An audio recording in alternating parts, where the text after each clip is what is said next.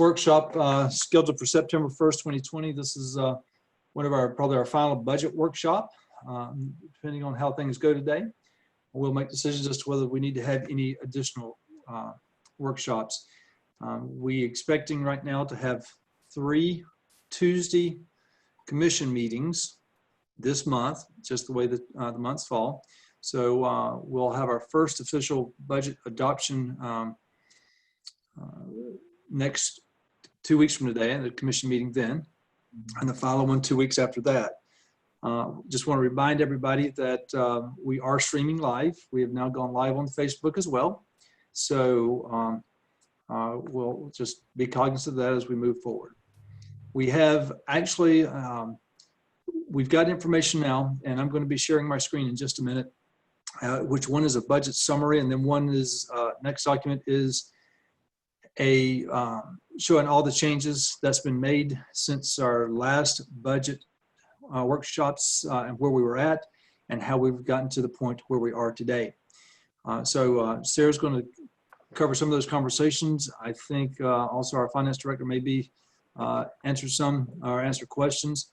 As Sarah's indicated, we've asked the constitutional officers to be available should there be questions on their individual budgets.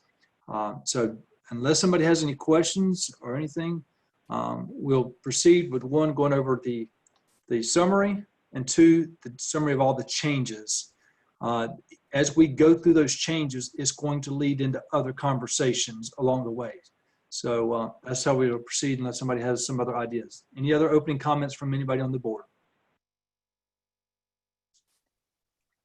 Seeing none, give me just a second. Let me switch some screens around and I'll start sharing my screen so that we will start.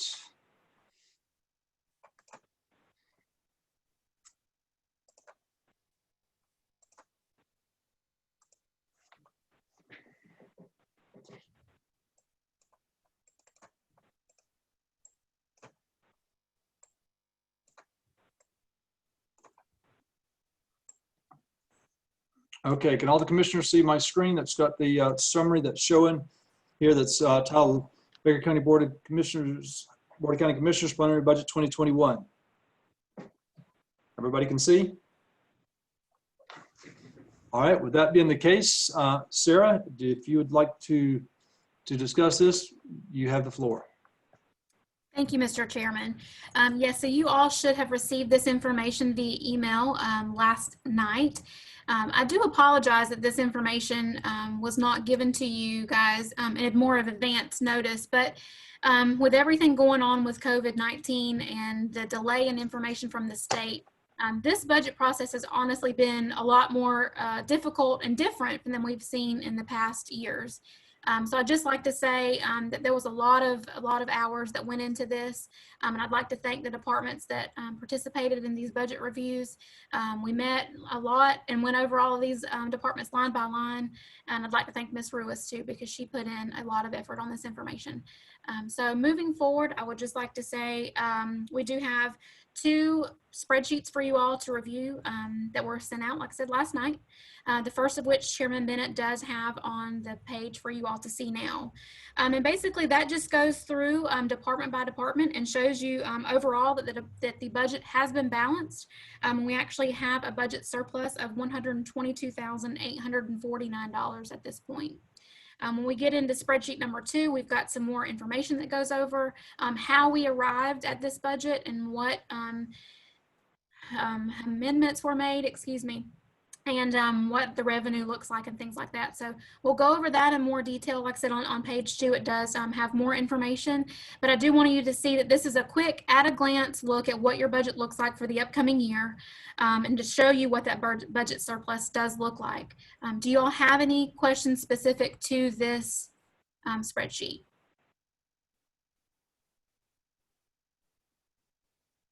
Okay, if there are not any questions to this one, Commissioner Bennett, if we'd like to move over to that spreadsheet number 2, it does go into a lot more detail than this does, and we can get into some of the fine detailed information.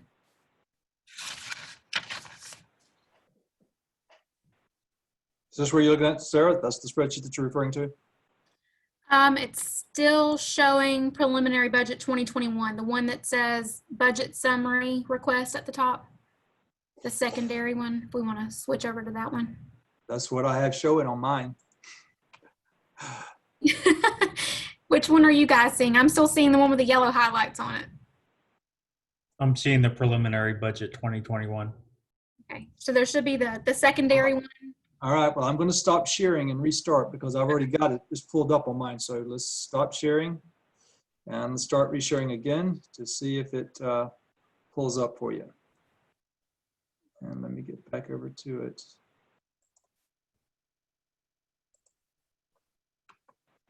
Okay, how are you seeing it? Yep, we got it now. Thank you so much. Okay, so we're just going to start from the top of this sheet and work our way down. As you all can see, that this is the summary.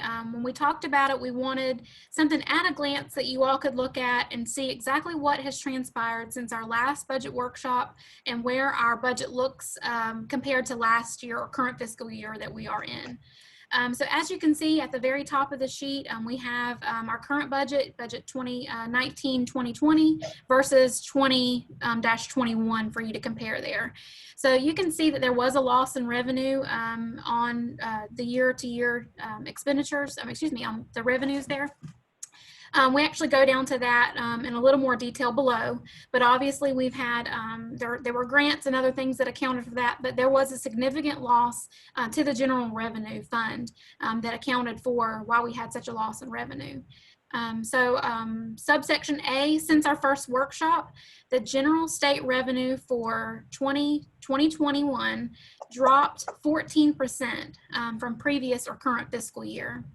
The budgeted total general revenue for that fiscal year dropped $1.5 million from last year. So that's a significant loss in revenue for the county. The budget total general revenue expenses, dropped $271,481. So that was reductions that were made. And the road state revenue dropped 22% from the current fiscal year. So like I said, that was a significant loss in revenue to our county. We've tried to, to make this budget balanced. We've had to make some difficult decisions on reductions. And thankfully we were able to have some cash carry forward. And so if we scroll on down to the next item, we'll go into two things that I want to bring to your attention today. We do not need those decisions made right at this moment. We can come back to that a little later. But there's two vendors that were talked about specifically in our budget workshops that do need a little attention. So Meridian, as you all recall at our last county commission meeting, Meridian Behavioral Health came and gave a really great presentation to the county. They talked about what their services were and then followed up with a request for an increase in funding. So current fiscal year, they're at $51,000. The request was made to increase the budget to $65,000. That has been left in the budget at $65,000 for you all to make a decision. Do you want to keep that at current fiscal year's rate, or do you want to support an increase of that program or meet somewhere in between? So I do need some direction on that. And the same for the Firewatch Council. We've actually in current budget year budgeted for $10,000. The request came in for the upcoming year at $15,000. So I would like for a little direction, since those are outside agencies, those weren't departments directly under my direction. So I'd like some guidance from you all on how to move forward with those. But like I said, we can come back to those a little later on if you'd like to move on into what has taken place since our last budget workshop. Subsection C, you'll see items number 1 through 23. Those are all instances or reductions that were made since our last all-day budget workshop. So the first thing that I want to talk about is how we balance this budget aside from the reductions that were made. So Baker County was fortunate enough to receive FEMA reimbursement due to Hurricane Irma. We all know that that took a significant amount of time to get that reimbursement back to the county. But we do have $925,000 of FEMA reimbursement that we are carrying forward, which brings our total with our cash on hand to a $1 million surplus, which is how this budget was balanced. So if we go in on the following items, it talks about all of the reductions that were made. And we can go in on some of these. It may be constitutional officers. If you'd like them to go in the explanations on those budget reductions, then we could do that. The clerk of courts is the first one listed there at a reduction of 25,000. Tax collector refund line. Let's work our way through each one. Okay. As we wait, because I want to make sure we have questions and answer questions as we go through each one of these. Sure. So there's not a question. But first of all, let's talk about the number one.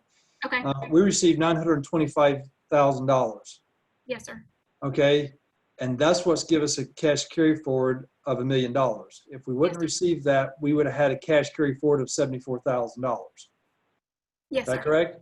Yes, sir. And if that was the case, since we balanced the budget now with $122,000, that means if we had not received that FEMA funding, we would have been sitting at a deficit still right now of about $875,000 or about $800,000. Could have 75,000 rolled forward plus the 122,000 that we have right now. That's 200,000. So we'd have been in the short about $800,000 if we would not have received this FEMA money. Yes, sir. And that is due to our revenue lost. Yes, sir. Okay.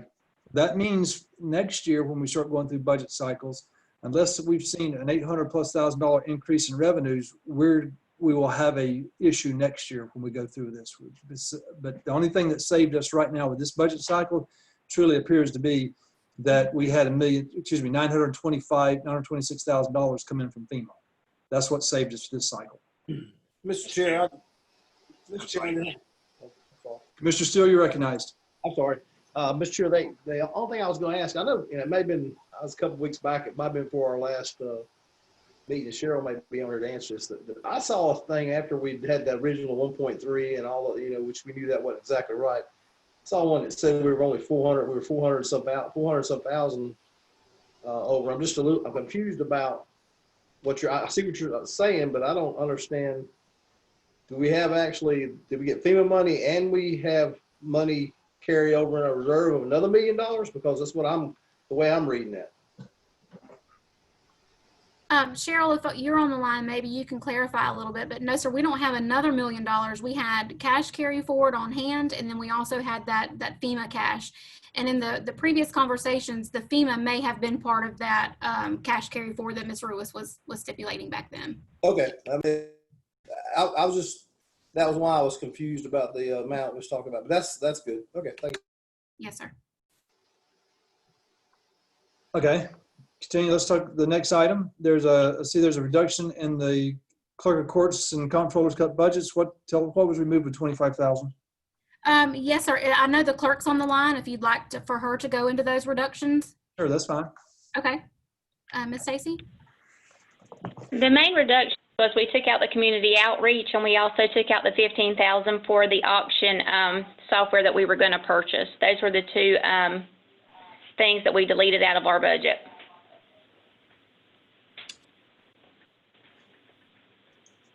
Okay, I'm glad to see that outreach was removed because that was one that was generated a considerable amount of heartburn. I heard that from a number of different folks, and so I'm glad to see that that's been removed out of the budget.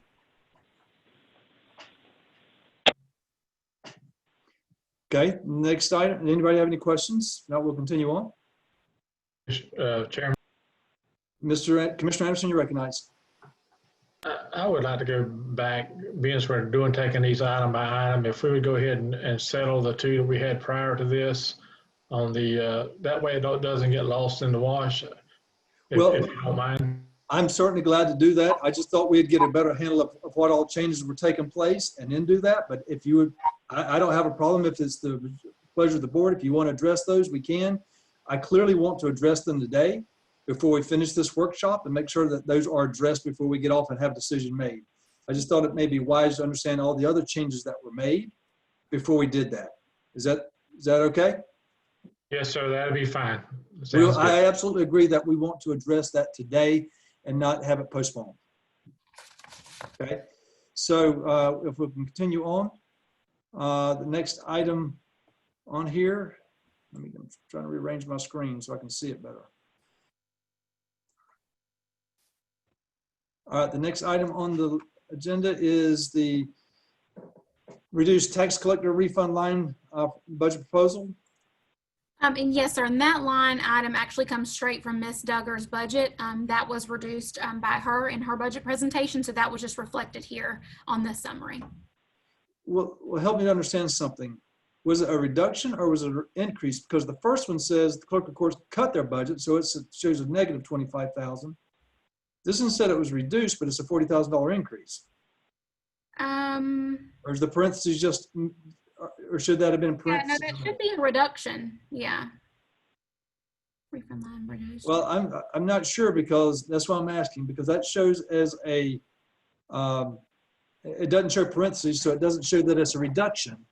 Yes, sir. No, it is my understanding that it was a reduction, that it started out at 125,000 and it was reduced to 84.5. I can get clarification on that because I'm. Yeah, let's make sure we get clarification on that. It doesn't seem to be consistent. Okay. Okay. All right. All right. So the next item there are the constitutional raises that have been added. And Ms. Ruiz actually did send out a spreadsheet on that as well. I don't know if you guys have that in front of you or not on what those figures look like. Sorry, and I got too many papers on my desk too. Let me get it back up. Did you guys all receive that spreadsheet? Yes, I did. And I want to talk a little bit about that spreadsheet, because this comes up with some history from the past. Okay. And so I'm going to talk a little bit, and I'm going to share a different spreadsheet I have now. This is the one that she had sent us that has all the information in on it. This was recently provided for the fiscal year 2021. Okay, are y'all seeing that spreadsheet? Did it change? No, sir. You're still on the same spreadsheet there. This thing apparently is sharing the application, not the screen. Mhm. So I'm going to stop sharing for a second and reshare so it picks up the right thing. I've never had one where it's locks into the application and not the screen. I want to point this one out because I recall very distinctly 2 years ago having a lot of discussions in regards to the pay raises. And at that time, the one that was of such great concern was the pay raise that was required for the supervisor of elections office. And I remember it was quite a bit of an increase in the raise, as well as there was another employee that was proposed at the time. So there was generating a considerable amount of discussion on the increases in salaries. And the question comes very specifically about the constitutional officers, and was it optional that they take those raises or what? And we were told that that was the required salary. It was not optional, that's the required salary that they had to have, and it had to be in there. While it allowed commissioners the option to accept a reduced salary, those were established in statute that required it. Well, what you see here on the page today is what is the latest information. It shows what the constitutional salaries are proposed for next year. And unless I'm mistaken, Sarah, y'all can correct me if I'm mistaken, and please do. The proposed salaries that's in the constitutional budgets now reflect these numbers. Is that correct? Yes, sir. That's correct. Ms. Ruiz has input that into the budget on our end. Okay.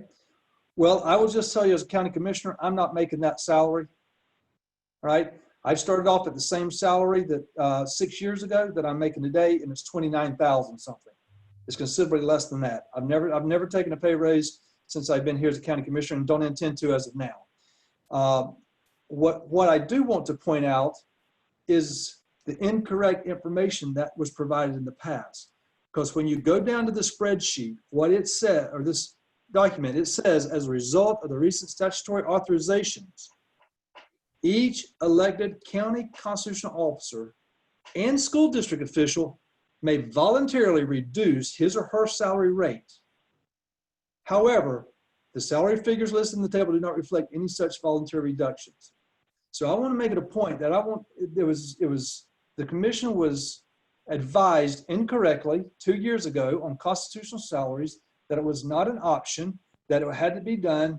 We made decisions based on that, and either there's been laws changed or something, because It is not it is not mandated in any statute that constitutional officers accept increases simply because of changes in population or whatever, as this points out. This is an estimate. It's a suggestion. It's not a requirement. And what I'm concerned with is this year, by putting increases in for constitutional officers, all of us, elected officials, are getting pay raises that take them when employees are not. And that just doesn't seem right to me for the constitutional officers to be accepting pay raises when employees are not, and when it clearly says here, you don't have to take them. And it doesn't say commissioners, it says each elected county constitutional officer may voluntarily reduce the salary rate. So that was the board was misled a couple of years ago. And I want to make sure we understand now that the proposals with these budgets have reflected increases in constitutional officers' salaries, and they can certainly elect to take it. I'm just simply advising it's not required. And it gives me heartburn when we as leaders take pay raises, yet our staff doesn't get one. Mr. Chairman, Mr. Croft, you are recognized. I'd just like to say I've been on 8 years. Mine, I've done the same way that you talked about you've done.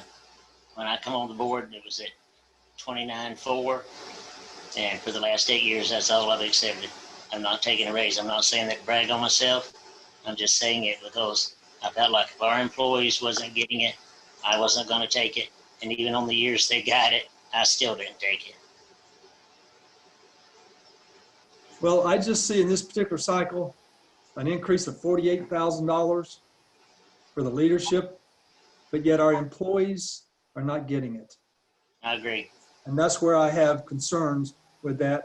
But what was even more so that I really want to make sure I set the record straight is the information that said that it was required that they take it, that their salary was set, that there was no option to take a different one. And that's simply not factual. And that's why that sheet shows that it's not required.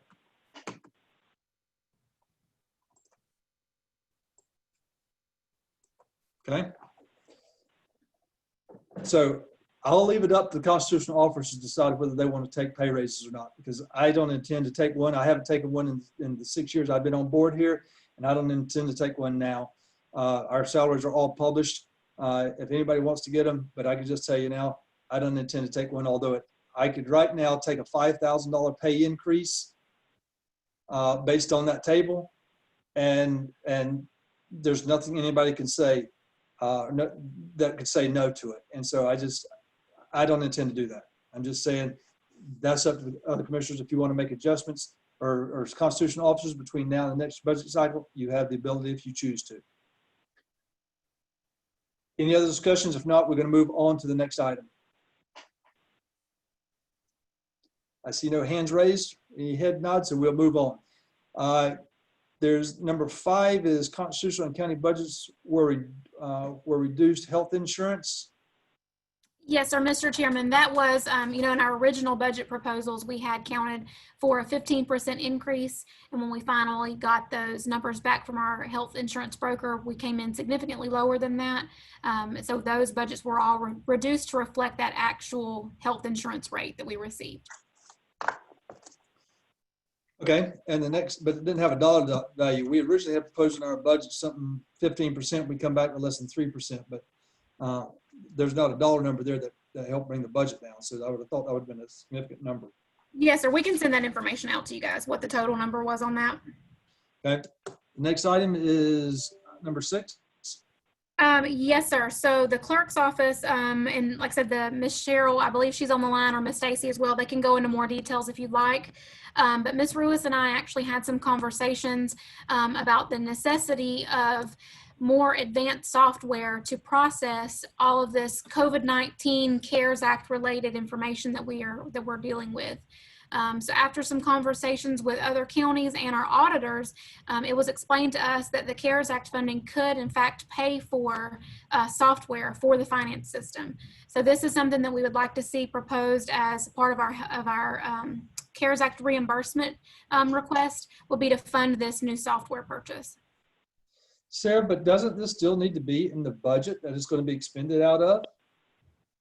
My understanding is, yes, sir, that it has to be paid for in advance, that it has to be a part of the reimbursement request. So yes, sir, I would, that would be my understanding, is it is going to have to be paid for out of, someone's budget from somewhere. And then we're going to have to do a request for reimbursement on that. Well, whose budget is it coming out of? If this tells me that it's been reduced and it's not being purchased this year. Is that not the case? No, sir, that's not the case. And I would have to refer that back to Ms. Ruiz on where she intended on being able to front that money out of. Okay. Cheryl, are you on the line?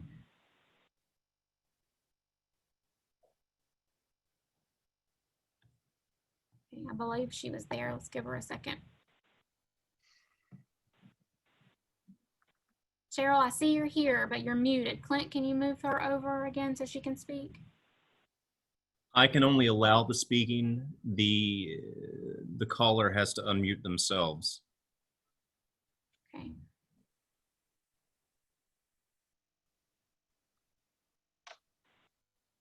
Cheryl, apparently you may have some challenges there with technology, getting access to it. So we can come back to that item. There she is. I apologize. I've had to move to a different phone. Do you hear me? We can hear you, Cheryl. Okay, with the CARES Act, you have to have an unbudgeted item for the loss, and then we will propose it as an account receivable. So Sarah and I decided to take it out of our expenditure budget line item. We will pay for it and then ask for accounts receivable for the CARES Grant Act to reimburse us. So what Ms. Ruiz is saying, Chairman, is that the CARES Act funding, you cannot pay for budgeted items. So we would have to show that the item is not budgeted, but where that $98,000 is going to be paid from, I'm not certain of that right now. But you can't ask for reimbursement on things that you actually planned on purchasing. Does that make sense? Yeah, it makes sense. All we've done is cut to the chase. All we've really done is taken an expense that we knew we wanted to have at the county level that was pushed at the budget workshops as absolutely necessary and essential just to continue to function as a county. Now all we've done is found basically a loophole to say, if I don't budget it, I can get money from the CARES Act. So we're now spending money from the CARES Act to do what was already requested that was said we was gonna have to do anyway. Yes, and then basically that is correct. And like I said, that did come at the guidance of the auditors that suggested that we do that way. Mr. Chairman, I have a question. Mr. Croft, you're recognized. I understand what you're saying, but my question is it something that we were actually going to do anyway? I thought what they're saying is this is software specific to this issue here, which I hate to spend $100,000 on something we're only going to use one time, but I'm not sure that it was a planned expenditure, is it? It was absolutely a planned expenditure because we had discussions at the budget workshop for this particular office, and it was pointed out very clearly that the current software is aging, that it's not going to continue to be supported, it's going to be required to upgrade in order to be able to continue to do just normal reporting. And now we're hearing is the current software apparently can't do the detailed reporting that's needed for the CARES Act funding. So as such, now it's an eligible expense through the CARES Act, but this absolutely was planned before we knew that it was eligible for the CARES Act. Okay, I'm sorry. And that's why I had concerns with this funding of this in advance of finding out that it was going to be now pulled from the CARES Act funding. I'm sorry then. I misunderstood what the purpose of the software was. I thought it was a single use kind of thing, so my bad. No, it's the entire software platform that the accountant uses for managing all the county's funds. Gotcha. If I've said that incorrectly, Stacy or Cheryl, please jump in and correct me. No, sir, you're correct on that. Okay. Yeah, I'm like you on that, then. I've always felt like the CARES Act money should be used for things that's happening in our county, citizens, businesses, and so forth, and not to reimburse government.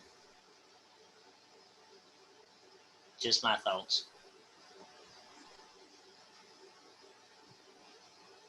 Well, I will just say up front, I had concerns with that expenditure that we were going to address as part of this workshop before it was said, let's pull it out of here, make it unbudgeted, buy it, and then ask for reimbursement back from the CARES Act. And I'm agreeing with you. Well, I hear, it, but I'm just saying, we found a way to, again, take the CARES Act funding and use it for governmental expenses. Mr. Chairman, if I may, so what we're talking about would be the remaining reimbursement money that we have set aside, not the 1.2 upfront cost that we're actually putting into the community right now. And this is in line with what counties are doing across the state. This is obviously something that we've looked at length. I would not want to put you all in a position that made you feel uncomfortable with that, but I certainly hear your concerns. And if that's the direction of the board for us to look at that in a different avenue, then we can certainly do so.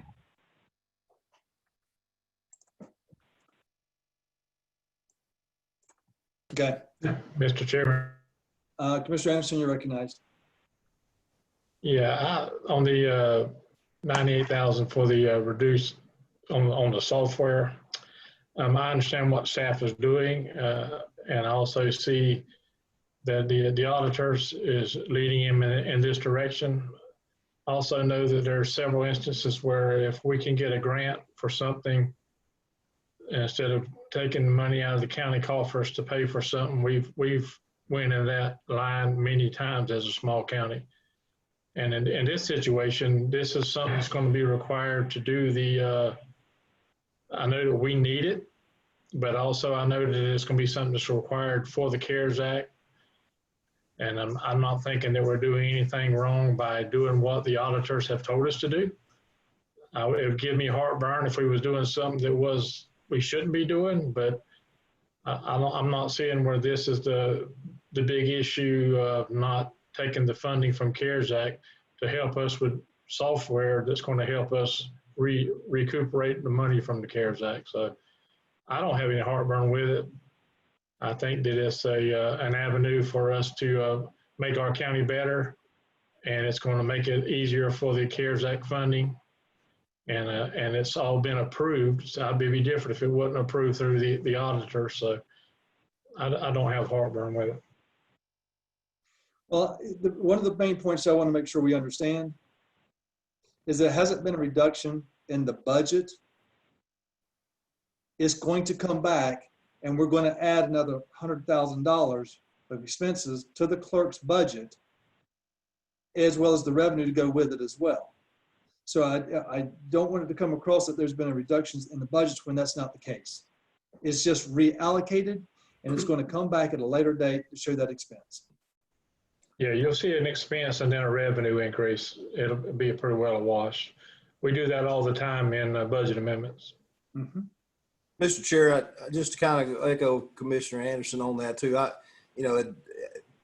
3 years ago, almost 4 years ago now, we've been talking about this financial software and the fact that we've got to get out of the, and I'm not saying I won't say the prehistoric ages, but we need to get our stuff updated. But, and again, I know it's been kicked down the road a lot, and I do understand what you're saying as far as the fact if it was coming from the 1.2, I definitely wouldn't be. But excessive with the revenue loss and everything we've had going on this year, this to me looks like something that long-term we would win as a county by reducing some, or upgrading our system. So I definitely don't have an issue with it. Okay, let's move on to the next item. Apparently that's, everybody kind of understands where it is. The next item is the, my screen's just got this popped up. Go right here. County manager position. Sarah, you're back on track. Yes, sir. Thank you, Mr. Chairman. So the admin budget was reduced just to directly reflect what the salary of the county manager is in the current fiscal year. So when the position was advertised, there was a range, and what was budgeted for was the max of that range until we knew what that number would be. So that's been reduced to reflect that. Okay, keep going. Okay. Item number 8 is actually the board secretary position. That was budgeted at what my old rate was, which I'd been here for 15 years. So obviously that was a little higher than what we would look at a starting position back to hire someone. So that position was reflected at a decrease as well at what a starting salary would look like for someone to fill that position. Okay. I don't think there's any questions from the board for that one. If not, Sarah, continue on. Yes, sir. Thank you. Also in the BOCC or administration budget, the trend over the last few years has not shown that we've spent the full $10,000 that was allocated for professional services. We were really more in line with the $5,000 mark. Felt comfortable reducing that down, so you'll see that reduction as well from $10,000 to $5,000. Okay. Any questions on that? Keep rolling. Okay. Courthouse operations, we had a budget reduction there that was more in line with what the trend was as well.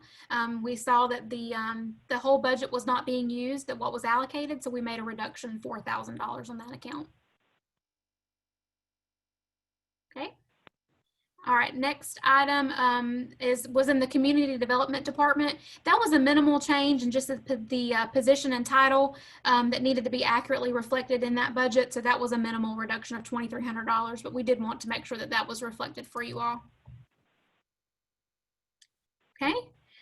Moving on down to line item 12, you don't see an amount there, but I will tell you this actually was moved due to our last budget workshop discussion. So we tend to rotate the purchase of vehicles and expenses from EMS to fire. So especially when it comes to our fire chief and our assistant fire chief. In current fiscal year, the EMS budget, the Rescue or 911 budget actually funded Chief Nelson's new truck that he received. So when the budget was presented to you all for the upcoming year, we actually had a new vehicle for the assistant chief, and that was also budgeted from the same EMS rescue department. So at the direction of the board, just based on those conversations that we all had, it was more in line with policy to shift that new vehicle into the fire department and let that budget fund that vehicle for this year. So that line is neutral. It does not show a change, just that we moved that purchase. It's still necessary. The equipment that Assistant Chief Quinley is driving is on its last leg. Honestly, it does need to be replaced. So that budget was, excuse me, was $60,000. But it was just transitioned from one budget to another. And I'm sorry, I need to sip water. Since it simply moved departments, it didn't change, increase or decrease the budget. It was just put on here for informational purposes only. Yes, sir, correct. Okay. Okay, line item 13 was a part-time program assistant position in the extension office. That was removed in efforts to try to bring the budget in line. If there's any way at some point for us to look at this position in the future, it is one that is needed in that department. Obviously, with the budget reductions that we were looking at, it was one that we could not fund right now, but I would like to just kind of keep an earmark on that for us to consider that for some sort of future funding. Excuse me, I'm sorry. Hold on one second.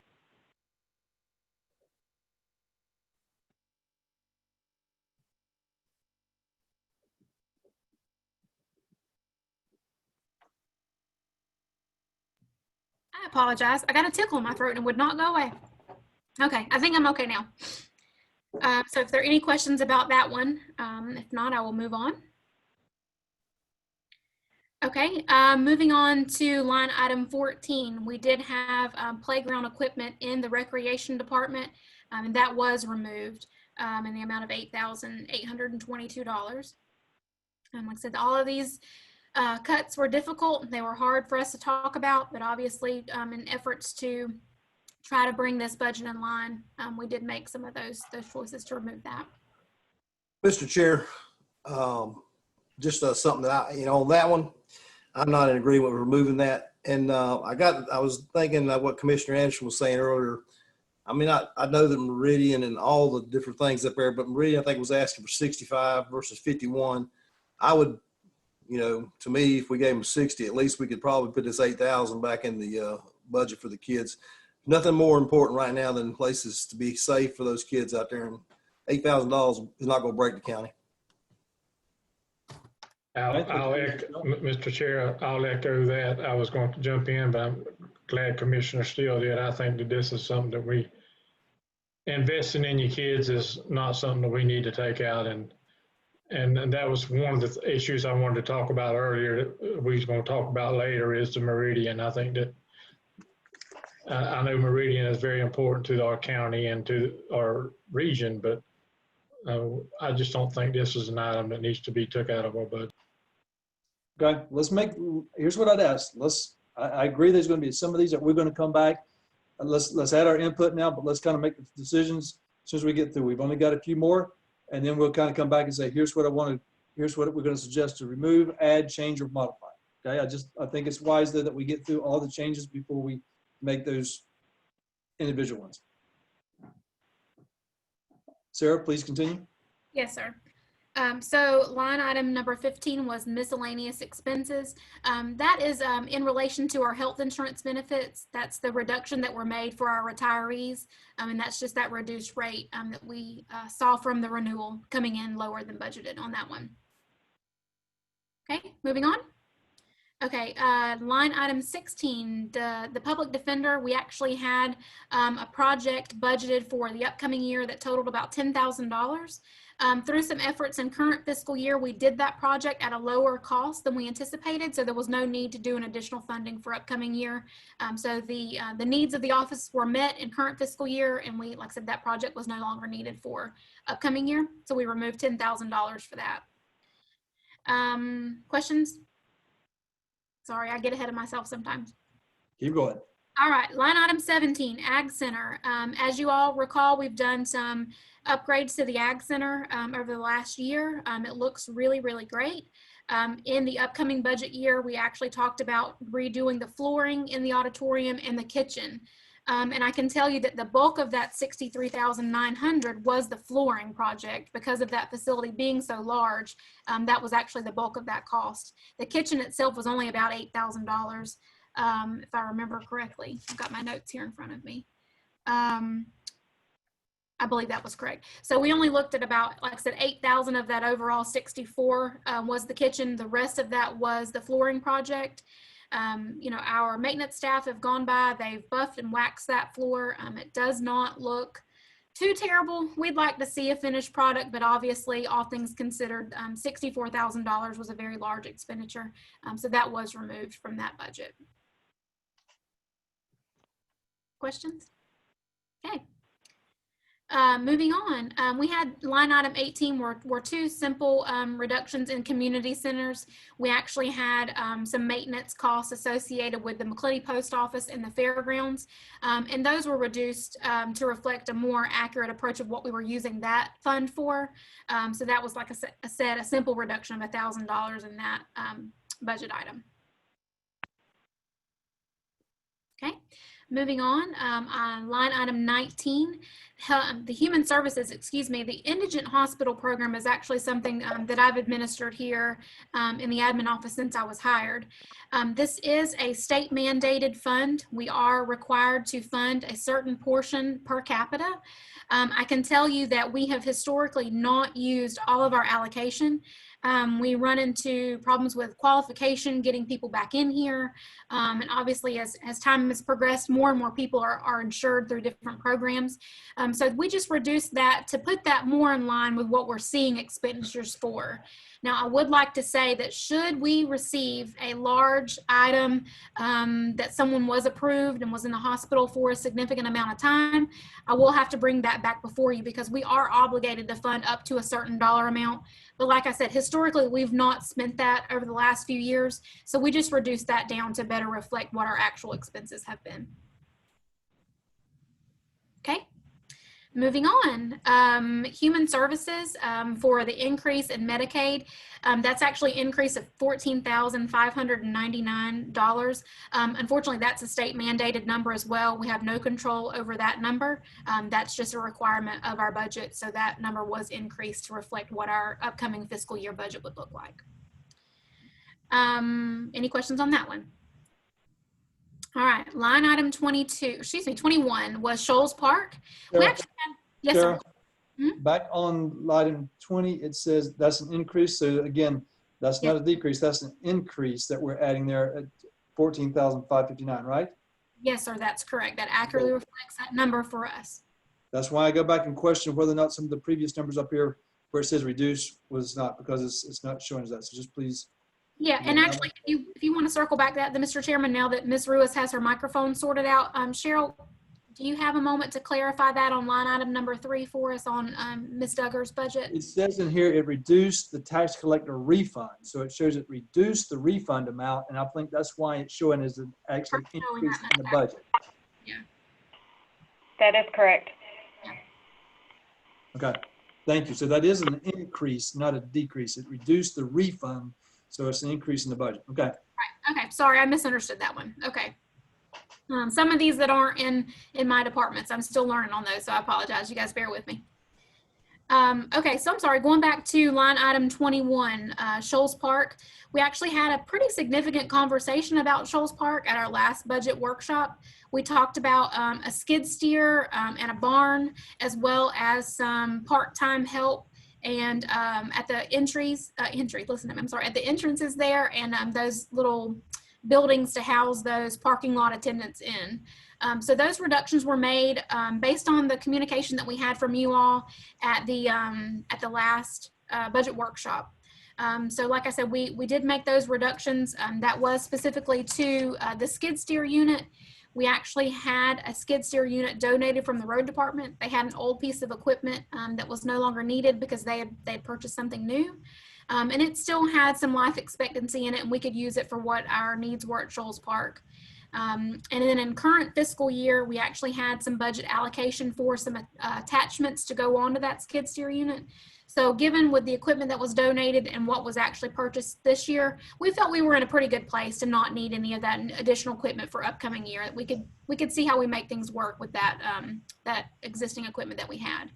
And also the reduction was made to remove those parking lot attendants, as well as the little buildings for them to be housed in. And that's something we could look at later on in the future, but for now that was removed from that budget. Okay. Okay. Any questions? Continue on. Yes, sir. Line item 22 is one that, if I have to say, is probably the most desperately needed position in all of the departments right now. So our maintenance department, we did have a full-time position funded in that department. And we did remove it. We felt that it was the climate of the board that we were not considering any new positions at this time. So I would ask that in addition to the part-time program assistant, that you guys just put a special earmark aside for this one, that if at any point in time in the future we can consider funding this position, it is greatly needed in that department. But like I said, and just trying to keep in line with reducing this budget, it was removed for now. Is that the facilities maintenance budget? Yes, sir, it is. This is Mr. Shannon Whitfield's budget. So it's department number, maintenance facility 21, facility maintenance department 21 in your booklets. Yes, sir. As you are aware, Shannon and one other part-time person are what make up the maintenance side of that budget.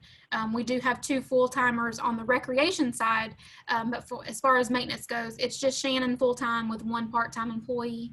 And as our buildings get older and things progress in that manner, we do have a need to fund a full-time position. But like I said, just given with the understanding what our budget looked like, we did make that decision to remove that for now.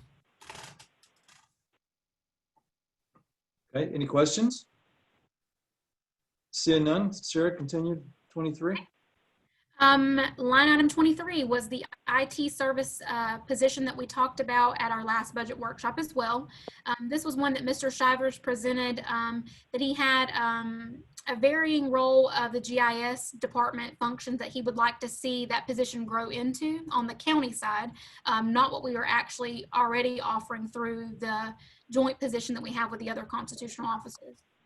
During that budget workshop, you all kind of gave us some guidance that until we had a full-time community development director and some other things were in place, that really wasn't one we wanted to look at right now.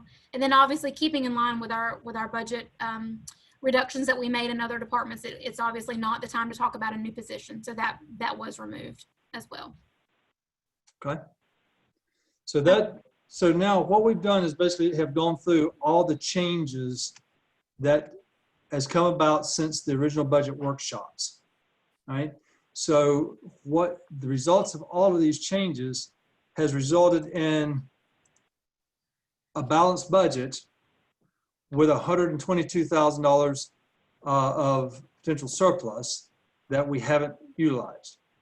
Our goal should not be to spend every dime that we have the surplus. Let me say that. That should never be our objective. And it shouldn't be recognized that because we have extra money, we can now go add things. But I think it's fair, though, that if there's things that's necessary, then they should be included when it's necessary. What I want to point out, what I do want to show as well, though, is we've talked about all these changes. And when I look at these, I took the information that was on the bottom of the sheet, what we were looking at here, this last portion for request of the section D, I've now just put it in a spreadsheet. Can everybody see that spreadsheet? Okay. Earlier I was sharing the application rather than the screen. So as I change things now, it actually shares the screen. I pulled this information is nothing that I've created. It's the information that was on that sheet. I've just formatted it so I could follow it a little bit better.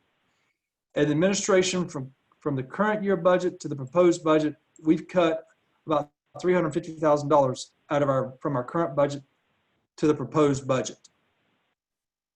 You see the other offices, Sheriff's Office went up 2.33%, is what we're showing now.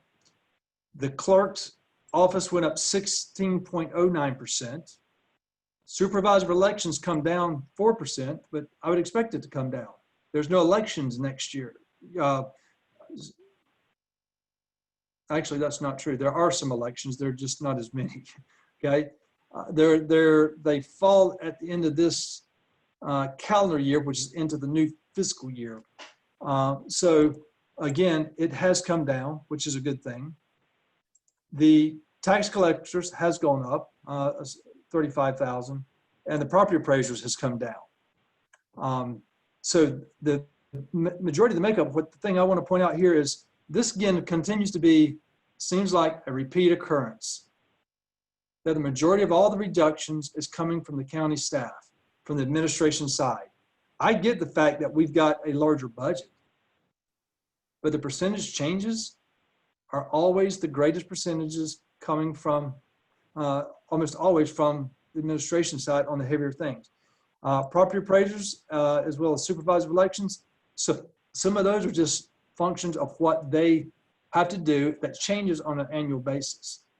But the big change here is that. So that's where the changes are. What I'd like to do now is let's have a conversation about where we at, the changes that has been proposed in the budget. Are we okay with those changes? What do we want to talk about? The only one that's been brought up so far has the issue of has been the playground material. And we got to talk about the two items that Commissioner Anderson referenced, that the Meridian as well as the Firewatch. But I'd like to address those changes that are proposed here. If there's any changes to this, let's have those discussions.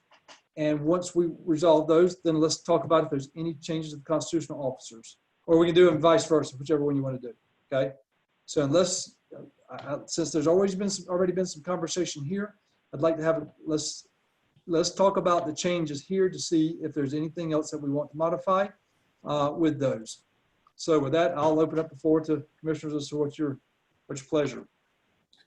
Mr. Chair, if there's, when it comes to the maintenance positions down at the bottom, if we do, I would like to see something looked at. If we do, right now I know we're showing 120 for surplus, depending on if there's anything we got, but that I do feel like that's that, and like I said, those two, the recreational pieces, and also I just saw, I think a note come across that the kitchen was $12,000 for the ag center. Love to have the floors, but I know the kitchen's been pushed off 2 years too. So like to see that those three things looked at. Okay, so I have, what I'm hearing is the ag center floor at about 12,000. Finding ways to fund that. I hear there's a request, desire for the maintenance position at 20, which is in the budget, or original budget was for $27,040. Mr. Chairman, there's correction that 12.9 was for the kitchen cabinets and not the floor. Yep. That's what I was talking about, the kitchen, Mr. Chair. Okay, so I'm sorry, I think I said it wrong. The 12,000 or so is for the kitchen and not the flooring. I'm sorry about that, I just slipped the tongue. I wrote it down right, said it wrong. Okay. So we have three items right now. There's a request for playground at $8,800 increase. Include the ag center floors at $13,000 increase. And the consideration for the maintenance position at $27,000. Mr. Chair, I'm in favor of the playground equipment. Of course, I think we need to get our kids out of the house to keep them healthy and keep the mom and daddies out of the house so they don't go crazy. So I'm full support of that. But the number I was looking at on the I don't know if you want to talk about the Fire Watch and the Meridian. Yes, sir. The Fire Watch Council, I'm not in support of the $15,000. I am in support of the 10 for veteran suicide. On the Meridian side of the budget, they're asking for 65, and under our budget items that we're under and the crisis that we're under now, I'm in support of moving that up to 55 instead of 65, which would be a $4,000 increase. That other 10 grand that we would be saving would be moved back to the playground equipment so we can help our kids in the community. That would be I could support that. That would not even affect the budget itself because we've already added the 65 in for Meridian. Yes, that's what I heard. Well, it says here Meridian's budget at 51. We're asking for 65. Did I misunderstand, Sarah? What's the number currently in the budget right now number? Sorry, I had to get unmute. Yes, sir, Mr. Chairman. Cheryl, can you please confirm that? I believe at your and I discussion that we left the budget as it was requested at $65,000. The current is that 51 is what we're in current budget year now. But we needed direction from the board on what to actually amend our proposed budget to. That is correct, Ms. Little. Yes. So right now there's $65,000 in the proposed budget for Meridian. Okay, so if we go to 55, we free up 10,000. Yes, sir. That's the reason I'm recommending we save the playground equipment and then go to 55 on that, and that would pay for the playground equipment without any kind of budget adjustment. Okay, for the clarification, for the Fire Watch Council, do we have in this current budget that we have, do we have 15 programs or do we have 10 programs? We have 15,000 program. I'm sorry, Cheryl, if you want to go ahead. Sorry. I just looked again after you and I talked. We only have 10 in there right now. Okay, so 10 for the Fire Watch Council, but we did have 65 in there for Meridian. Yes, and that's what I remembered in our discussion is that's what y'all had said at the beginning. And that's why I was making my adjustments as we went. But I'm in full support of the 55 for the Meridian because I think what they do is an outstanding job. And wish we could give them 65, but we're not at that point right now. And I would be in favor of keeping the Fire Watch because veteran suicide, everybody knows what veteran suicide. And and then move our playground equipment in. And I'm also in support of the maintenance position. I think that we've stretched our maintenance people as thin as we can stretch them, because don't only they do maintenance, they out there helping with recreation and everything else too. So we stretch them pretty thin. Mr. Chairman, Okay. if I may? Okay, so here's where I've got right now. The suggestion so far is to put the $8,822 back into the playground. Add the floors at ballpark's 13,000, just under 13,000 at the Ag Center. Add the maintenance position at 27. Mr. Chairman, if I may? You may. I'm sorry, I don't want to interrupt you, but I want to correct something real fast. So in that budgeted item for the maintenance position, that does not include any benefits that would be offered. The $27,040 is a base package. So the total would be $31,813. Thank you for that. Yes, sir. And Mr. Chairman, I still would support the maintenance position, but I'm not in support of the kitchen right now. So I hate it. I know we need it, but you know, I got to look at the high priorities, and right now I just don't think that the kitchen is a high priority, which it is, but it's just something that we can't afford right now.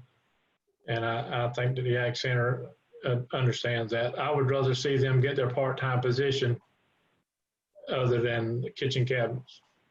So let me ask you this by nod of heads. What I'm hearing right now, though, is there any desire to put the kitchen back in? I'm not seeing that, so I'm marking that off the table. Okay, so the kitchen's not a part of the discussion now. Okay, but we do have the request for the playground to be added back. Request to look at the maintenance position being added back. Total all-in benefits package $31,813. Hold the fire watch at 10, not the 15, so that reduces it by, hold it at 10. That doesn't change the budget whatsoever. So there's really no discussion on the fire watch. Meridian, go from what we have programmed at 65 down to 55. That covers the playground equipment. So in net right now, the only thing that we're really modifying is the maintenance position right now, which is about 32,000. Yes, sir. That's what I have in my notes. Okay. Other discussions from the commission? Chairman, I'm in agreement with all that. I do know, I mean, I'd love to give Meridian 65, but with our budget, I just can't see that. And because I know the work that they do, so the 55 is fine with me. And the maintenance, every time I see Shannon, that boy, I just know they need that position. And of course, I want our playground equipment. And I know our kitchen will come. I went to an event there not too long ago at the Ag Center, and actually with the way they did the floor, it looked really, really nice. They did a good job with it. Of course, we'd like to have a new one, but all that will come. We just have to be diligent this year with our spending. So I'm in agreement with all the changes. Okay. All right. Any other comments or questions on what we have here? Because I haven't heard. Mr. Croft, you're recognized. Thanks, sir. I'm okay with what we're talking about. The only thing I would mention is I know we're targeting the 8-something for playground equipment. That will be in the recreation budget. We may have an issue with one of our parks about leases coming up, and it may, in other words, it may require some internal movement, you know, from line item to line item, just to make you aware, you know, something Ms. Little has already started working on, I understand. Okay, thank you, Just Mr. trying Croft. to secure a lease agreement. Okay.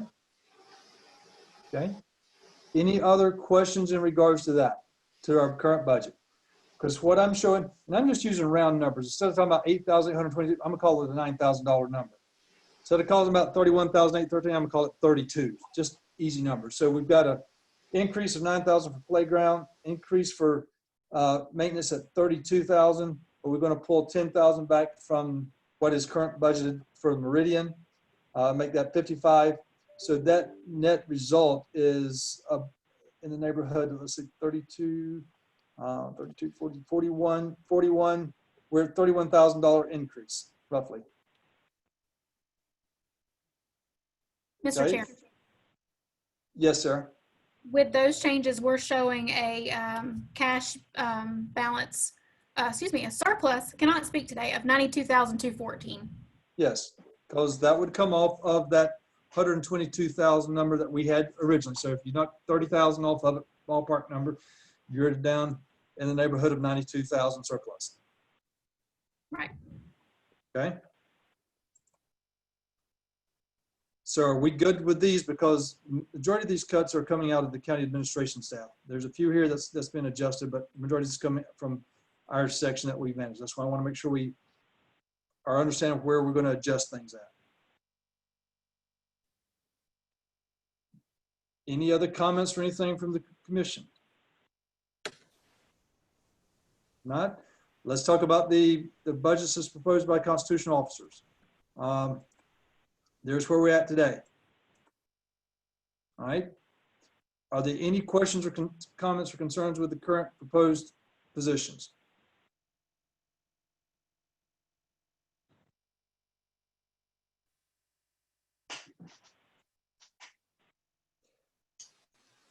Mr. Chairman, if I may, Mr. Croft, you're recognized. just for refresher, which ones of these, Ms. Little, includes raises for staff, if any? Mr. Chairman, I believe there were a few that were regarding certifications in different ones of your constitutional officers, but I'm not aware of any of them that have raises.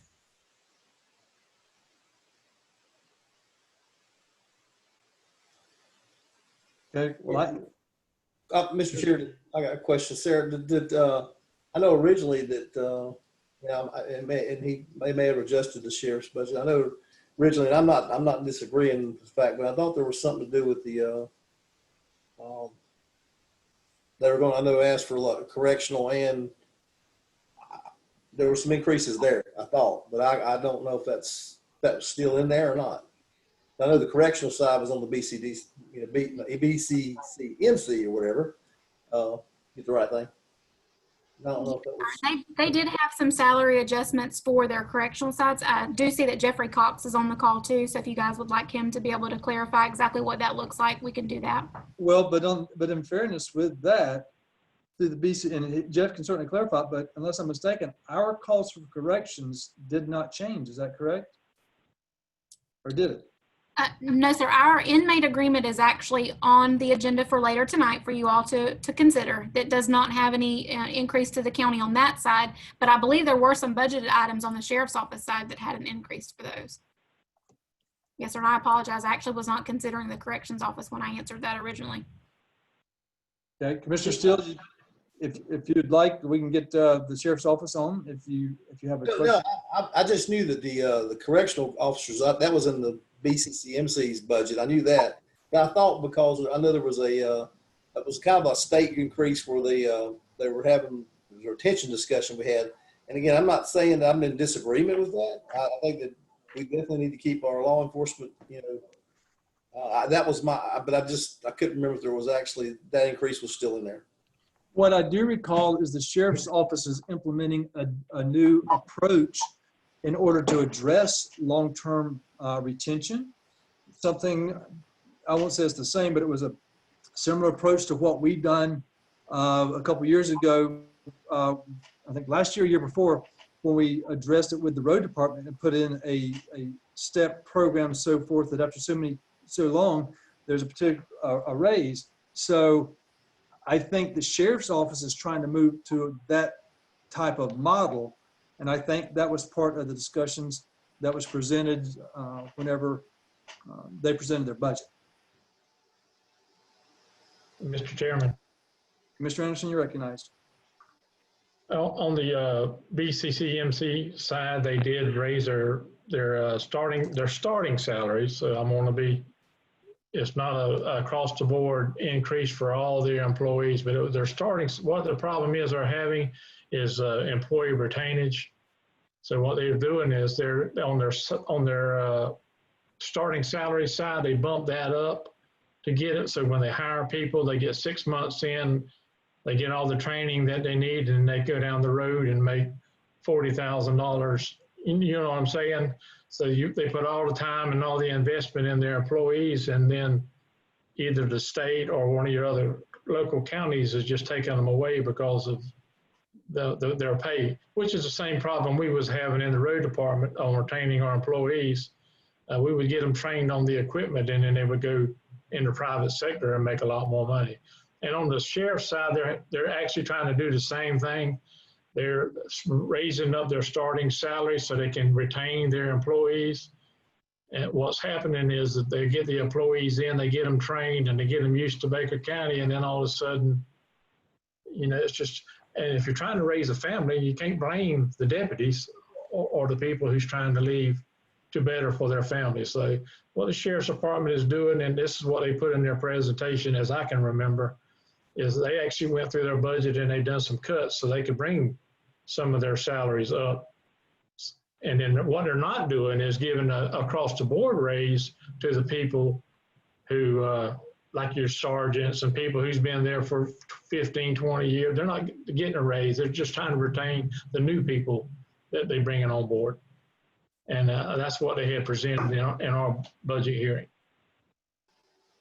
Mr. Chair, and again, I definitely was not questioning. I agree with the starting pay increase and all that. I was just, when you asked about increases, I was thinking there was, maybe I was confused. I want to make sure that we were covering that. But yeah, I mean, they deserve every dime they get and more. Okay. So any other questions in regards to that?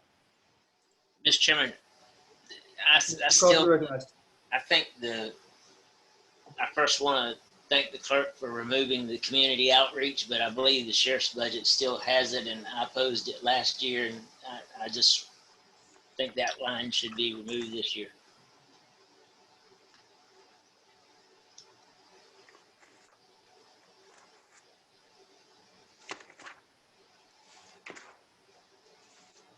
Okay. I hear what Commissioner Croft is saying. I was looking to see if I saw it in here in the budget where it was at.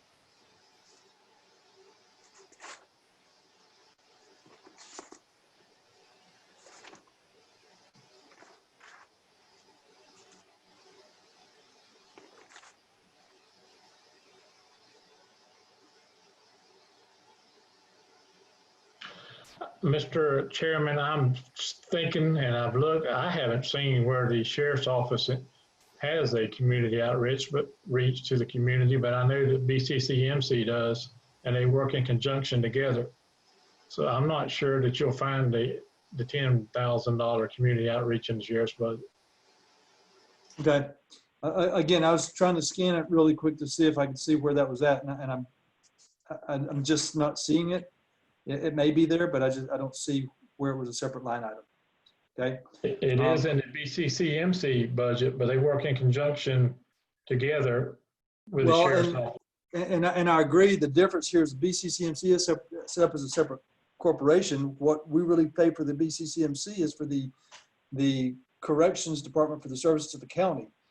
They manage that, and if you recall, through their management, they also had some additional funding remaining, and we had that joint meeting with them, and we had strongly encouraged them, which they did, was to take the additional funding revenue that they had received and place it towards the debt to pay the debt service off. So again, we can certainly tell them what we would like, but they have to be good stewards of those funds as well. They make us the BCCMC. So my concern would be if it's really in the sheriff's department. If that's the case, that's where I think we probably want to address it there.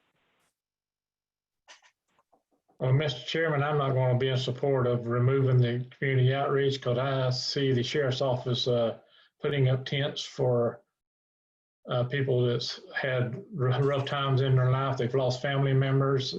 I know that they deliver sweet tea, and there's so many things that they do on community outreach for BCCMC to benefit the community. then I would not be in support of that, just for the simple fact that I see what it's used for. And and if you've been out in our community, you've seen that yourself. You've seen where the sheriff's department sets up, use the inmate labor, and they go out and they set up tents and for events, funerals, big funerals and stuff like that. So I think when you start taking away all the heartfelt and community outreach, when we get that tight, or we can't even help people who needs to be helped, I think we need to reevaluate ourselves. Well, Commissioner Anderson, I appreciate your perspective on that, and I agree with the sense of what the Sheriff's Office provides. The Sheriff's Office, the service that they provide for community outreach is in most times is when families are in bereavement and there's significant issues and things, and I support that. Now, I'll tell you, I did not support the $10,000 in the clerk's staff because it was going for fundraisers. It was going for fundraisers to raise money for a barbecue, which I appreciate.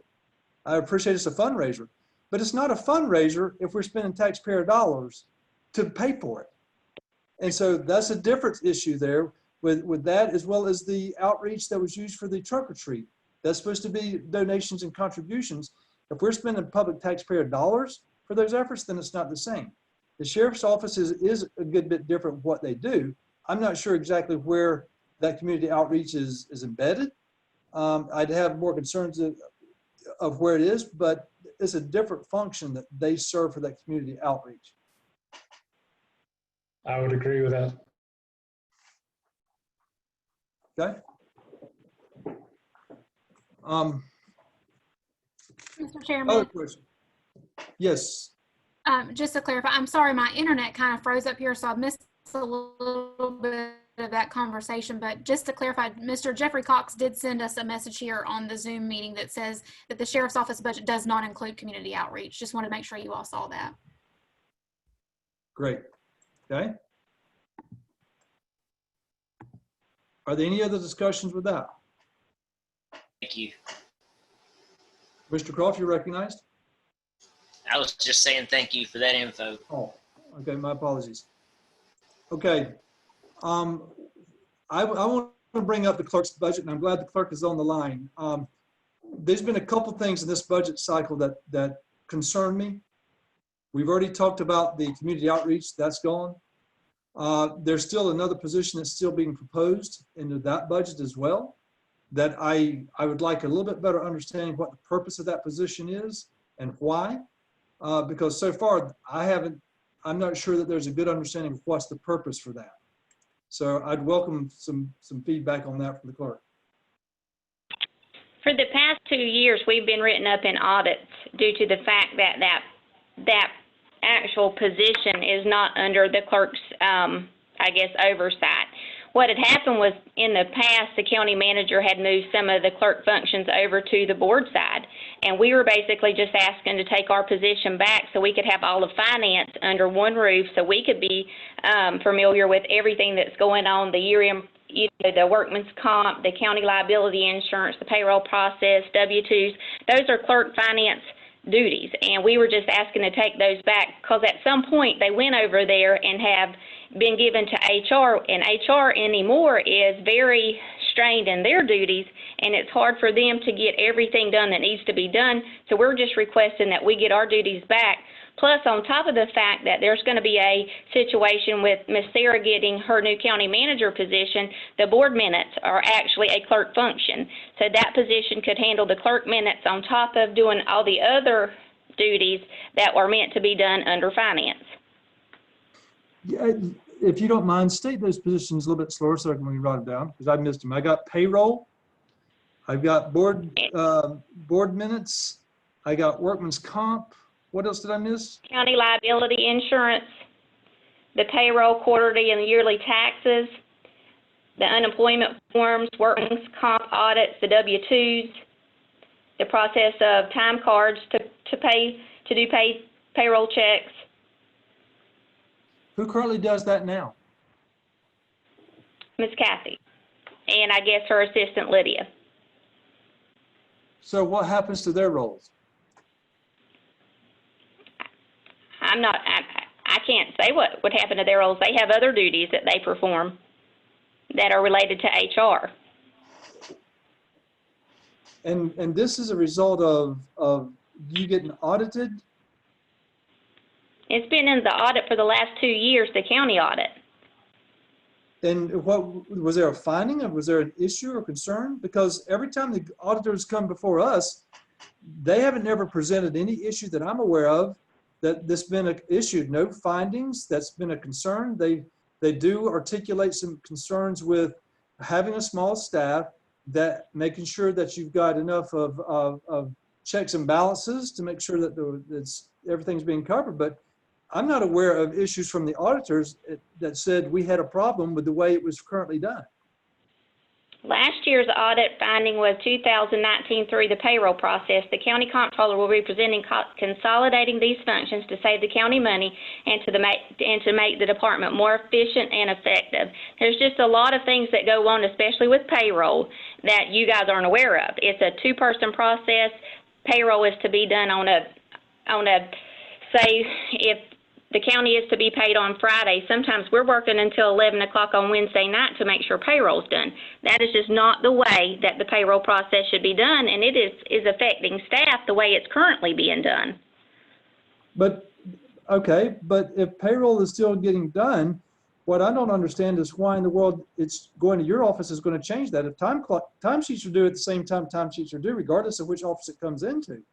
So, and unless The thing about it is, she has other duties that she has to do, and payroll is not always the top priority, and that's why it gets late in getting it processed. We have to wait on her in order to get it done. I hear what you're saying, but this is one that I don't fully agree with where you're going, Madam Clerk, with this. This is the first time all of a sudden it's become a significant issue that we need to take a majority of the duties away from Ms. Kathy and move it over to your office and hire another person to do it. I'm not going to support that when this is the first time that it's come up with an issue and a concern for doing it.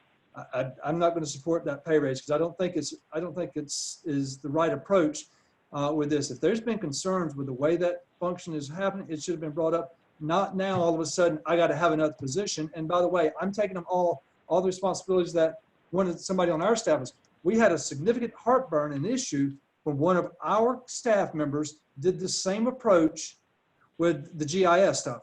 This board had significant issues whenever we did that, and it went back and we've removed it out of there, so it's not a proposing. Now, you're essentially talking about doing the same thing. I'm going to hire another person to do what county staff's done, and because they're not doing it the way I want it done.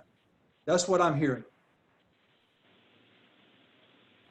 Well, if that's how you want to hear it, so I can't help that. But the problem is there's a significant problem that we have brought to 3 prior county managers' attention. It's not something that just got brought up this year. So, I mean, if you don't want to go and put the position in, that's fine. But in the audit this year, we will say that we tried to get the position and it was turned down by the board. Certainly, I'm fine with that being in the audit findings as well. And I'd like for the auditors that present that to tell us that we've got something that's wrong, because your point out was it would save dollars and be cost efficient. I'm not sure that that's necessarily the case when you're talking about hiring another position. And so I'm not going to support that, because so far I haven't seen where that's in the best interest in cost efficiency when you're talking about adding another whole position. You have the right to manage your office, Madam Clerk, as you do. But I have a concern with the way there's some management activities going on with there. Since you've taken over that office, and since our finance director moved from under the county over to your office, making $50,000, she's now making almost $75,000.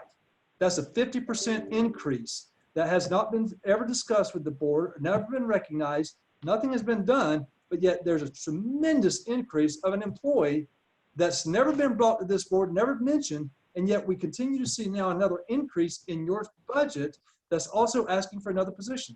I can't support that. I don't think we're being good stewards of the taxpayer dollars when we continue to see those kind of increases.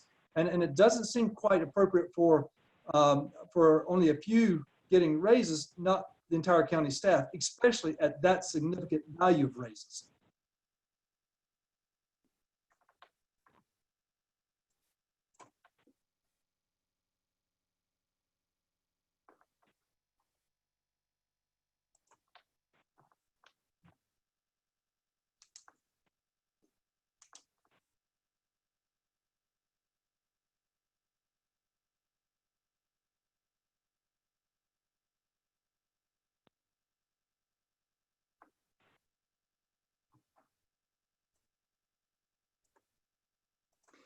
clearly there's not much to be said about it.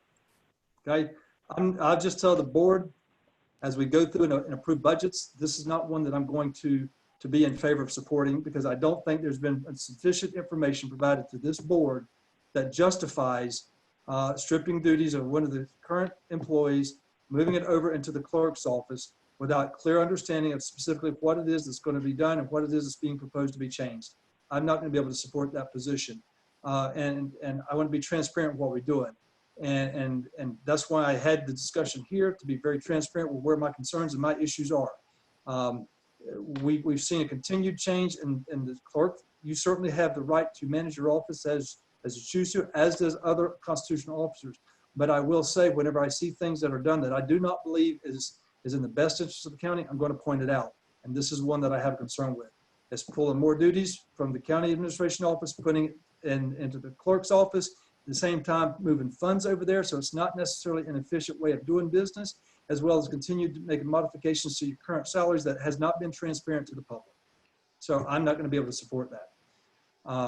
But again, I'm one of 5. Mr. Croft, I see your hands raised. Yes, You're sir. recognized. At this point, I'm in agreement with you on that. A little different reasons, but same concept. At a time when, and I really think that whether it be intentional or not, we moved so quickly in our discussion at the beginning, and you did touch upon it, that even though the budget looks balanced, we're using FEMA funds and carryover. You're not really balanced. You're not really making cuts when you're using FEMA monies and carryover. I've always said you're just kind of kicking it down the road to deal with the next time. If you need 800,000 of carryover to balance, then next year you start off with needing at least 800,000. Because in other words, we're not cutting what's being requested or what the actual budget was for last year. We're cutting what was requested. And so I don't think it's a time to be adding new positions.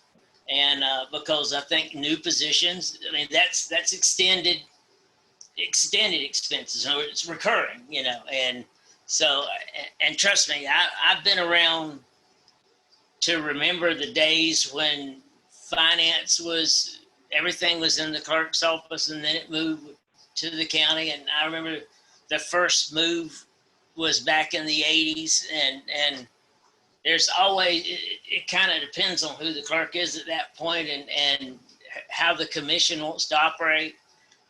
I don't know. And I think that's a deeper discussion that I'm not sure the board is ready to have as to how all the finance operations and I think even the minutes and so forth. So you get into legal records being brought up and so forth. There's a lot of discussion on that, but I think that right now I'm basing mine strictly on the fiscal responsibility of this board, and every position we add, everything that we do is something we got to look in the face of next year, and I just think we're kicking the can down the road. I'm sorry.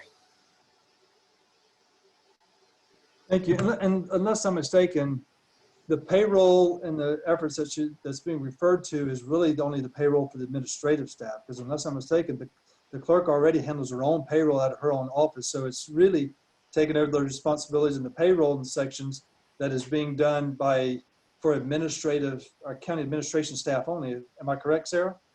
Yes, sir, that's correct. So the clerk's office currently processes payroll for her employees. So this would be in relation to the departments that fall under your jurisdiction. Okay, thanks for the clarification. Okay, well, folks, Commissioner Seal, you're recognized. Yeah, I just had a question. I wasn't, and I saw the percentage, but I didn't remember, Madam Clerk, if you're still on there, what was the actual proposed salary for the new position? I don't have my book. I apologize. The salary was $23,920. Okay, thank you, ma'am. Plus I didn't have my benefits book. package. Right. I didn't have my book with me, and I apologize. But I just, but I do remember the Mr. Chair, I do remember in the discussions with the auditors I had, there was a situation as far as not transparency, but the actual segregation of duties and on some of the financial stuff. And that's one of the things I know I asked Sarah a while back when we were still in the interim status, that when she got, or whoever got that position, that we need to sit down with the clerk, because there are some things of segregation of duties that need to be looked at. And so that piece of it, and again, I think that did come up in the audit like past 2 years. I remember that as an issue. So that was my biggest concern, was just making sure that we're doing the right thing. Chairman? Commissioner Roden, you're recognized. Yeah, I mean, Stacy says that she's brought it up to the last 3 county managers, but they've not brought it up to us. So it's all new to me until lately when we were told about it, the problems. So I just think we need to, now that we know about it, we can handle some things. I mean, maybe we need to make a few changes or something. And now with our new county manager and some other things, we just need to sit down and look at things and make some better decisions or move some things around or whatever. But as far as hiring somebody else to do the work, I'm just not in agreement with that now. This time with our budget like it is and the foreseeance of what next year is going to be, I think if we just put our pencil to the paper and do some changing around a little bit, we can handle it, and we certainly have the staff to handle it. Thank you, Mr. Roden. Any other comments? Because if not, here's where I see that we're at, unless I'm mistaken. We've talked about the playground position, we've talked about the maintenance position and adjustments to Meridian. Those are really the only 3 things that we've talked about now. And then we got the constitutionals, and that's what we've just covered. The rest of them I've gone through. The other changes I can live with. And so unless there's something else somebody else wants to bring up, I think we need to give direction back, clear direction back to our, not only to Sarah, which we've just given on all of our budget changes, but also to the other constitutionals if we are suggesting or recommending adjustments to that, so that these changes can be made by the next meeting. Because in 2 weeks from today, when we have that particular county commission meeting, we are going to be moving forward for the review of a final budget. And we will repeat it 2 weeks after that. There can be changes after the 2 weeks out, but I would like to have it as close to final at the next meeting as if at all possible. So if there's anything else that we want to cover, I think now is the appropriate time, because where we're at the moment is if we make the adjustments that we talked about there, that we talked about from the county side, we're going to be sitting with a surplus of about $92,000. If there's an adjustment for the position at the clerk, or excuse me, at the clerk's office, which is $23,900 plus benefits, you can figure easily it's going to be in the neighborhood of $27,000, say 28. We're going to be sitting right there with a surplus right now of about $100,000. And so that's where we're going to be sitting in 2 weeks if these changes are made. Mr. Chair. Commissioner Anderson, you're recognized.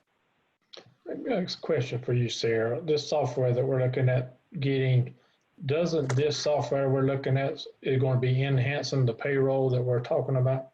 Is that what part of the software is? Yes, sir. That is my understanding as well, that there was some demos that were looked at in different softwares that were researched, and they do have payroll functions in those. Yes, sir.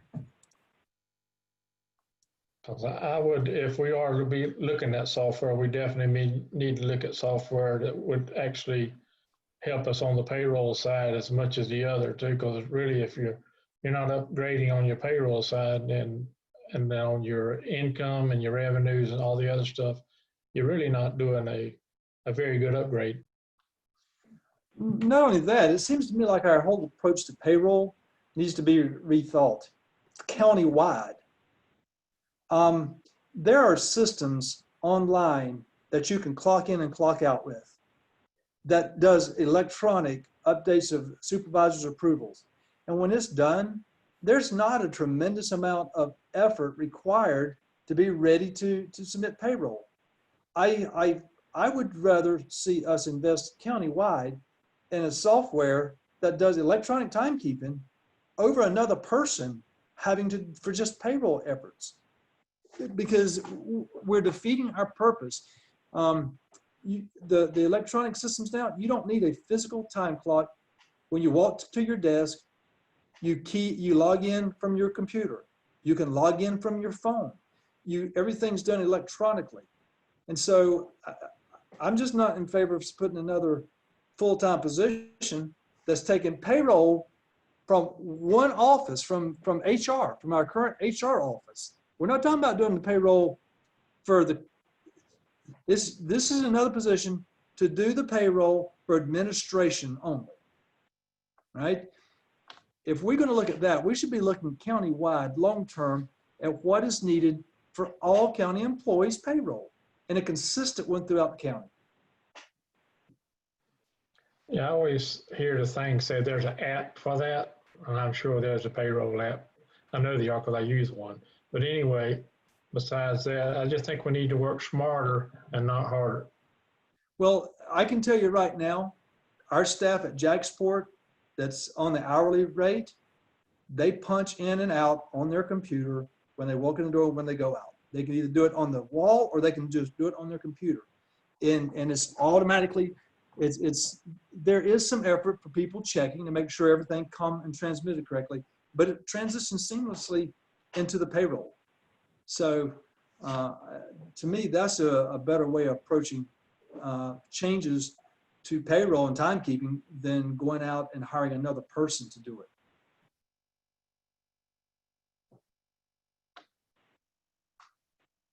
Okay.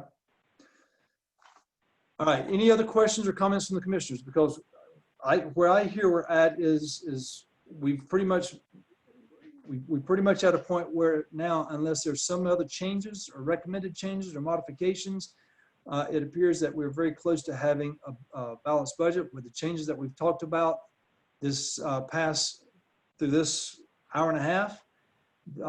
We pretty much know we're going to be standing in the neighborhood of about $100,000 surplus that we can discuss the next meeting once we get the final numbers as to what amount of that we may want to think about moving over to reserves. Okay. Are there any other questions or comments?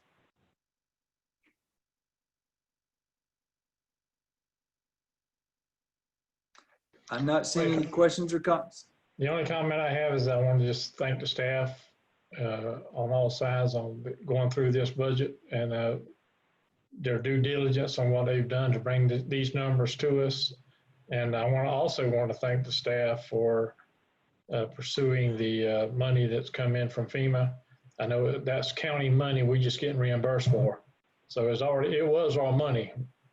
We spent it and we were just getting it back. So I just want to thank the staff for doing that. It ain't like FEMA gave us anything. It's our money. And they just gave it back to us. So I just want to thank FEMA for giving us our money back. So other than that, I just want to say I appreciate the staff. And I know this has been a rough year. I want to appreciate the commissioners and y'all's input, because I know without all 5 of us, this would be a rough go at it. But I just want to say I appreciate the commissioners and all y'all's input, staff and everything that y'all have done.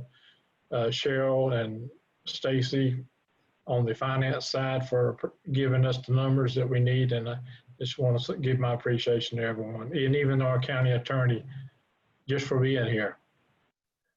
We talked to you. Well, folks, I will tell you, this has been a very unusual year. I think a history-setting, precedent-setting year. Never in our history have we ever had to conduct meetings virtually. Never had we had to go through a budget development cycle with the majority of it virtually. Okay, where I think we did have one meeting we got to sit in the room at first, but everything else has been everything completely remotely. So it has definitely been a new year.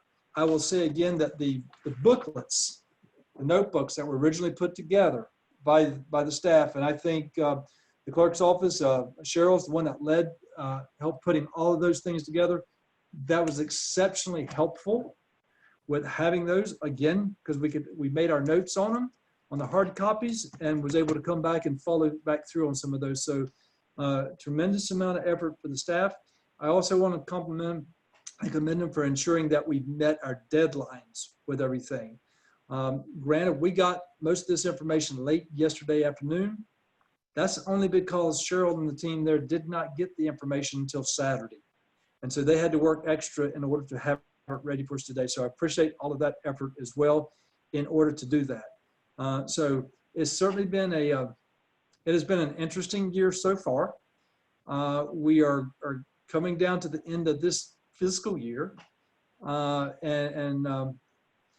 We just got to hold tight until we can make it through this year and get through this budget cycle. So over the next month, it is important. I will tell you, it's going to be very important that the next two meetings that we have at least which we typically don't have a problem getting quorum, but it's going to be very important that the next two meetings that we have full participation in those to pass this budget. Okay. And if there's nothing else from the good of the group, I know you're disappointed that we don't have to go all the way to 5 o'clock and it frees up some time in the afternoon. But unless somebody else has something they want to bring up, I'm getting ready to end the workshop. All righty. Everybody good? If so, nod heads.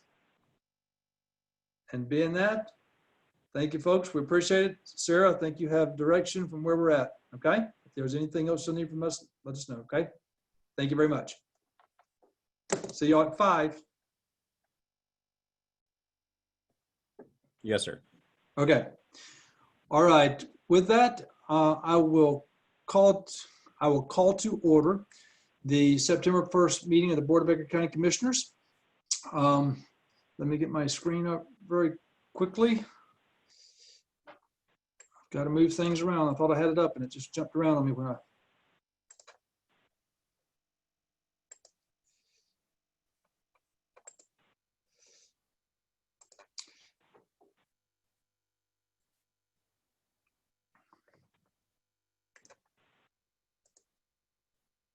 All right, we'll call to order the Board of County Commissioners meeting for Tuesday, September 1st, 2020.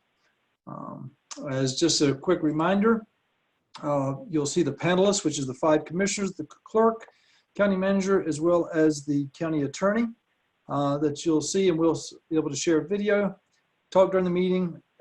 We share a screen, which I typically don't share too much screen unless it's necessary. That way it makes it easier for viewing. And so we can fully participate in the meeting in its full capacity.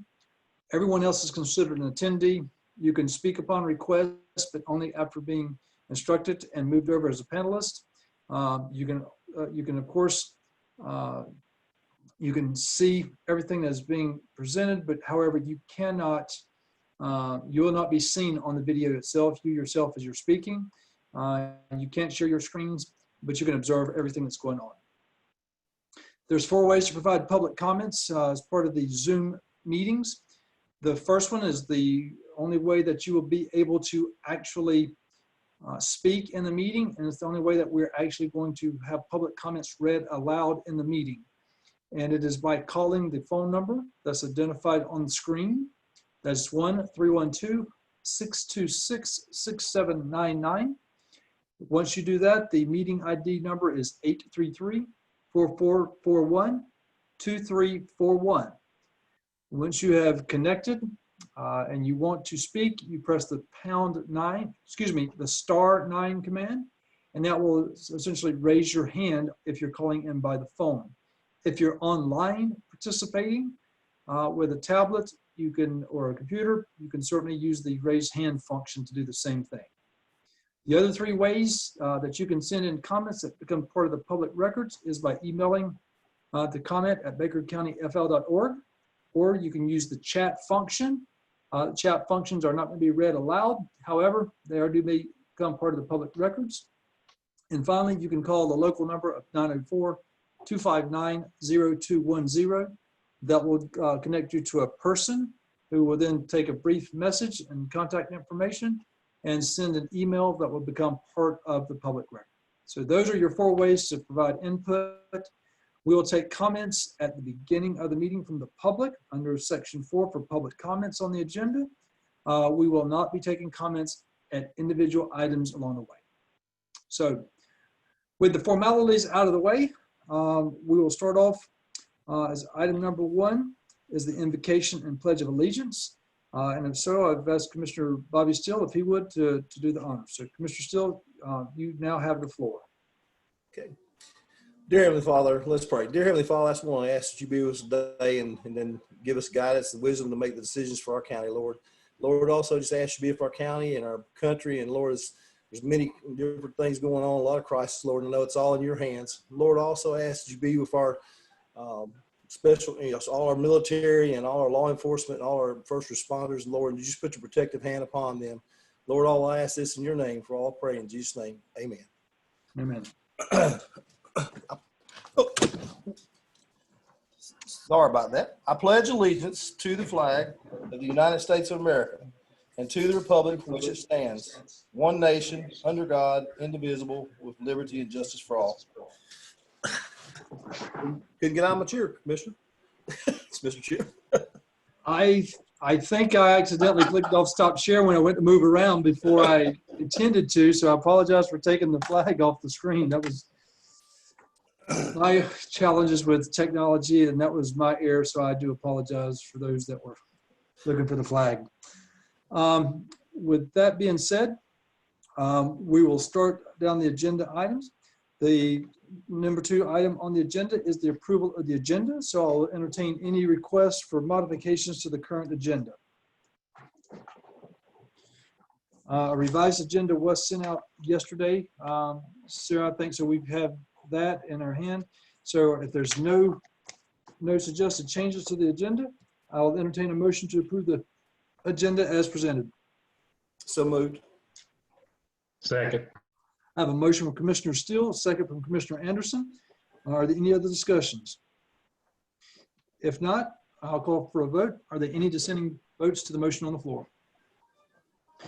Hearing no dissenting votes, that motion carries unanimously.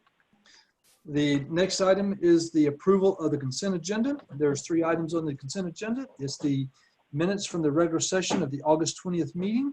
It is the public hearing from the August 20th meeting, as well as the expense reports that has been provided by staff. Are there any discussions on the consent agenda? If not, I'll entertain a motion for approval of the consent agenda. Move to approve consent agenda. I have a motion from Commissioner Roden. Second. I have a second from Commissioner Steele. Are there any discussions for the motion on the floor? Hearing none, we will call for a vote. Are there any dissenting votes to the motion on the floor? Hearing none, that motion carries unanimously. The next item is public comments. And with that, I'm going to ask Clint once again before we go into the public comments, is there any chance of us being streaming live? I'm continuing to try, but I see nothing. Thank you, sir. With that being the case, we will move into public comments. I am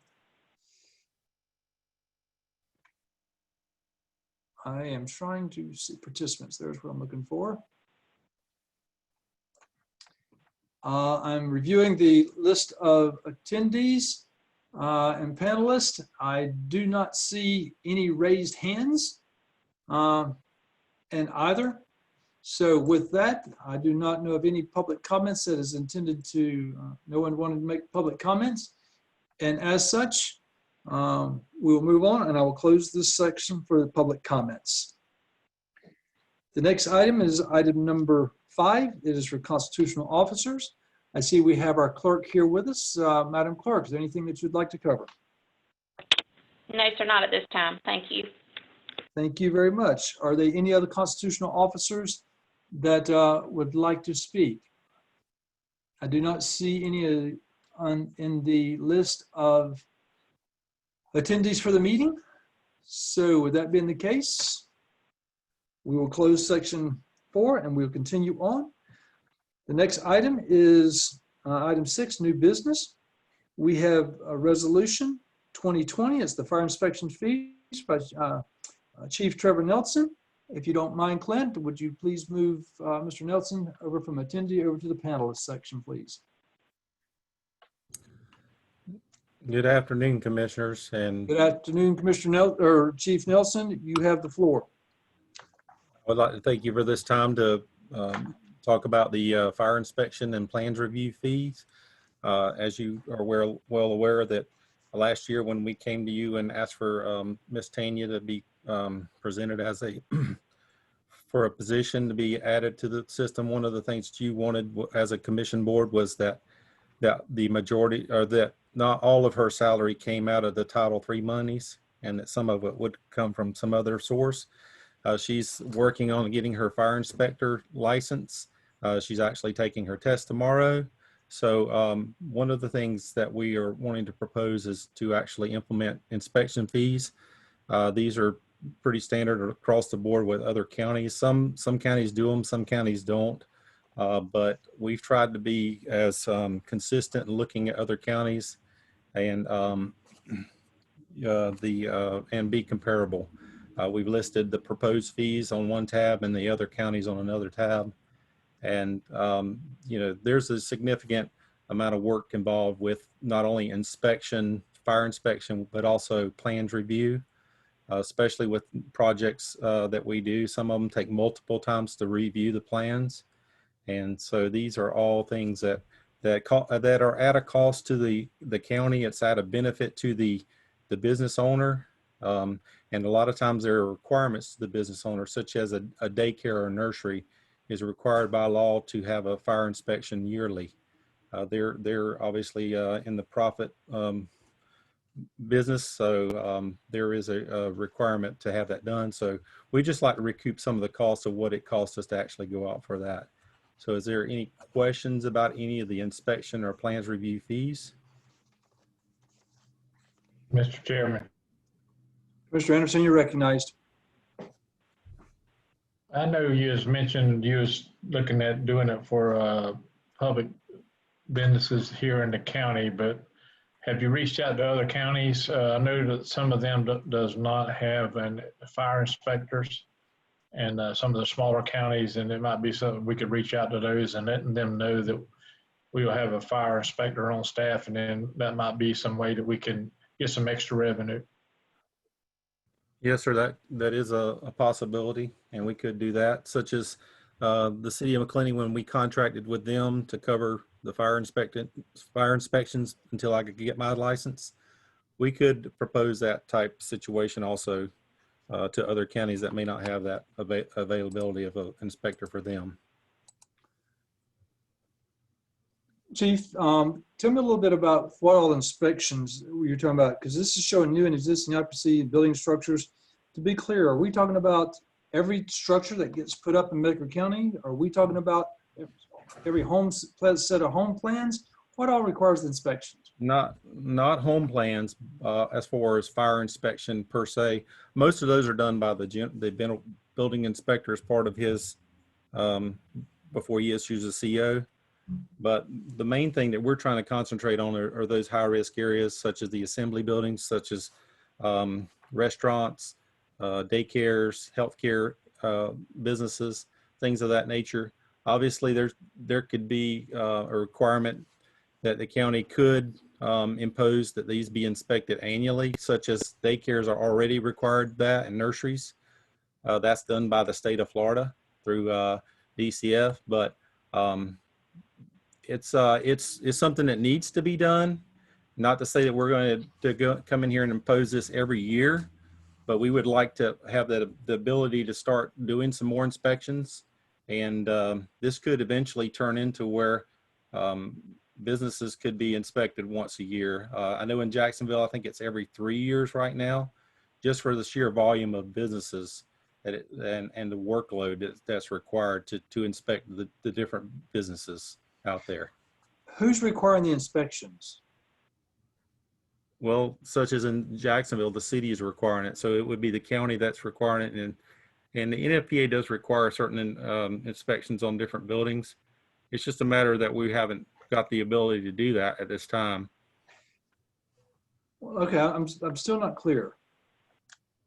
If it's one thing to have the ability to do it and Right. offer it as a service, I guess my question is it something that is required that these, because let me tell you something, a company, somebody that's building a construction project, they're not going to voluntarily, when I see here a minimum $500 calls for inspection plans review fee, they're not going to voluntarily just decide, I want to pay $500 to have you review it.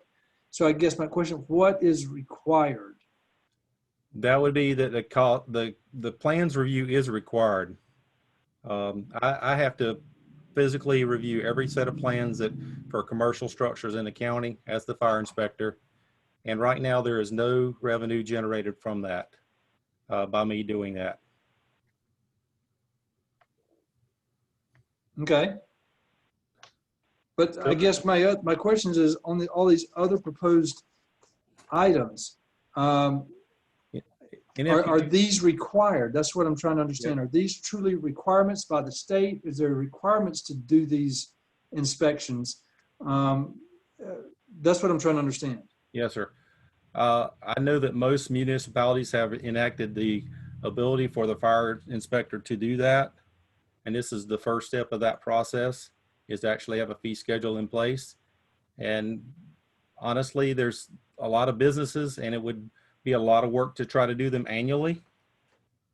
And at this time, we would just try to hit the high life hazard, the educational, the ones that we're doing already, such as nurseries and daycares. We're already doing those and we're not generating any income on those. Well, I want to be careful because the intent here is not to, in my opinion, it shouldn't be to just try to find ways to generate income. I don't care how you look at it. When you add a cost to development, that's an impediment to development. And that's where I'm going to be very careful with what we're doing with adding costs for development. So that's why I continue to come back and ask, what is required? Because what I'm hearing is the next step is the county now adopt a requirement that these places shall have these fire inspections. And so that's why I come back to the question is if there are required fire inspections, I'm a little bit more okay with us addressing a potential fee for service for those. But if it's not a requirement, I'm not sure I want to support us going out and set something that's now going to require it. You've indicated that the city of Jacksonville does it. That's a city requirement, and they do it once every 3 years. You mentioned that we shouldn't be getting down and trying to do it once a year. We don't have the staff. I'm trying to ask what is required. You said the plans review. Commercial buildings are required inspections. We just aren't doing it currently in the realm of having the ability to do it right now, because we just don't have the staff and we also don't have the revenue to generate from that. Well, revenue is one thing, staff is another. If you don't have the staff, you don't have the staff. Right. If it generates revenue enough to pay for the staff, then that's a different thing. But I'm still trying to understand which one of these on here is required. NFPA 1 and which is the fire code, requires inspections on commercial buildings, and NFPA 101, which is the life safety code, requires that also. I'm looking at the document. Yes, sir. I'm trying to understand of this list of items, are all of these required inspections? Yes, or are they sir. suggested inspections? I will verify that, and I will actually make sure, because I know that other places are doing them and they're required by the fire code. But I want to be clear on this before we enact this. So I'm going to ask that we table this, please. And Mr. Chair, I just want to also be clear that we're not looking to generate income. The idea is that we cover some of our costs as they're related to the inspections. That's the main point that I was trying to get, is that currently we're doing right now I'm doing plans review, some of them multiple times depending on the the contractor that is changing plans. And I know one business I've reviewed their plans probably 5 or 6 times. I know that we have, as you see, the reinspection first fee, no additional charge. We go out and inspect buildings when they're being built to make sure they're complying with the plans and the fire code. And Brian has turned a lot of those things as far as the fire code over to me, such as the new Kubota place that's being built. I'll go out and look at the fire code, make sure it's being covered as far as the plans. All these things that we're asking is they're actually being, we're doing the job now. We're just not getting any revenue back from that or recouping our costs from that. I would strongly suggest that we table this because you just said it's something else to me that creates a real concern. We have an inspector that's supposed to be doing full inspections. Now I'm hearing that the fire department is now picking up doing part of those inspection services. So I think we need to table this. Let's have some offline conversations and figure out how to move forward with this because, Chief, what I'm concerned with is you've indicated you've had to do these a number of times. I understand that, but unless we're going to add staff, you're still going to have to do it the same number of times. The difference here is you're going to be recouping some of your calls for your time is what this comes down to for the county. Yes, sir. Okay. Mr. Chairman, if I may offer some clarification on that. Sure. You're up, Sarah. Thank you. So just to reiterate what Mr. Nelson is saying, so the commercial buildings and plans are part of the inspections that the fire department has been doing. That has been long-standing history with the fire department. Trevor has gone through the training and he's received the certification to be a fire inspector, as well as Miss Tanya Anderson. She's gone through the training as well. Trevor, has she actually received her final certification yet? No, ma'am. She's been working on that since she was brought on board full time. So these are all inspections and fees that the county has been responsible for doing in the past. What Chief Nelson is requesting is that we adopt a fee structure that simply helps us recoup some of those costs that we're already incurring at this moment. Just we're not being paid for those things. We're not being compensated for them. Like Trevor stated, all of these commercial developments that have come through the county, those require a significant review from the county fire chief. And that is something that has been a long-standing process that we've done that way. This resolution has actually been something that's been talked about for a couple of years, and Trevor has done the legwork to compare us with other surrounding counties and kind of get a good idea of where we're at and what kind of fees we would be looking at. So if you would like to table it for us to get more information, we can certainly do that, but I did want to offer some clarification that these are inspections we have been doing. We're just trying to recoup those costs. Thank you. I appreciate that clarification because that raised a red flag for me. My main focus here is which one of these are required because, for example, in an existing occupancy, building and structures to be paid annually with the issuance of a county occupational license. If you implement this fee structure, that just said all of those shall be inspected each year. And I'm not sure that it doesn't sound like we've got sufficient staff to be able to do all of that. So I would like to understand which one of these are truly required versus which one that we're offering should be or optional. Yes, sir. And I'm in agreement with Chief Nelson. That was my understanding that all of these commercial inspections were required, which is why we put Ms. Anderson through that additional training so that we would have 2 staff members on our fire rescue department that we could. But we can offer some clarification, like I said, if you guys would like us to just double check that to be sure. But these are all inspections that were supposed to be taking place on commercial structures. Yes, on all commercial structures, you're required to have a fire inspection once a year. On the plans review, you're required to have fire inspections throughout the whole process. Here, we haven't had a fire inspector that could go out and actually do the inspections. It's not that Brian is putting his job off on someone else. He is doing exactly what's supposed to be done. If you have a fire inspector, they're supposed to be watching the fire progress in the buildings. And then also on the daycares and these other buildings, they're required by state law to have fire on their buildings, and it's just, a lot of these are of state requirements. You can enact county and city requirements, but I'm not thinking that's what we're recommending. I'm not recommending that we act anything above state or the recommendations as far as permitting. But I do think we need to recoup our costs just like any other county building department does that I deal with. And, you know, we can't be doing fire inspection. And they also can make money on when there's a fire, they can go, when their fire inspector is called out to that fire, insurance company pays sometimes for the fire inspector to come out and issue a reason for the fire. So there's several reasons. I do think we need to do a little bit more looking into it before we approve it tonight to make sure we're not enacting anything that is not required by state statutes now that exist. I don't want us to put our only, well, some of these things in here I got a couple questions about too, and Mr. Bennett brought one of those up. I don't want to enact anything countywide that we're going to require you to have a fire inspection on your building prior to us issuing you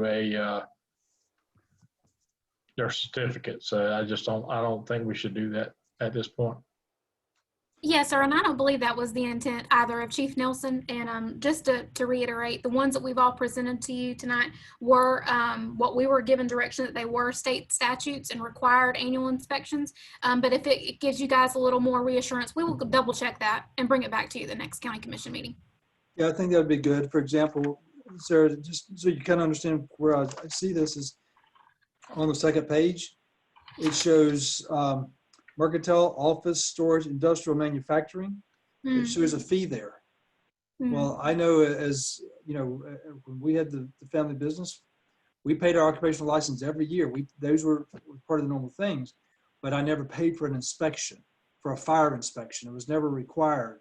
And that's all I'm saying is if it's these large buildings, these things that we're having to inspect, I don't have a problem with trying to recoup some of our costs. But I'm not out to try to recoup 100% of it. That's what we have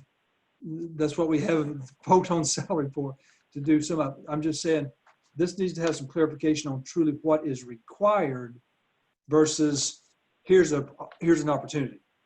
Yes, sir. It should be addressed of what's required. Okay, and we'll check that. And you are absolutely correct that in years past, you would not have paid a fee because the fee structure wouldn't have existed. So you wouldn't have had to pay anything different. But like I said, we'll do some more digging and we'll bring it back to you. That's not a problem. Well, it's not just that the fee wasn't paid, it wasn't being done because it wasn't required. Okay. That's what I want to make sure of. If it's required and we have the staff to do it now, I don't have a problem. I just want to make sure it's things that's required. Yeah, certainly. We'll double check.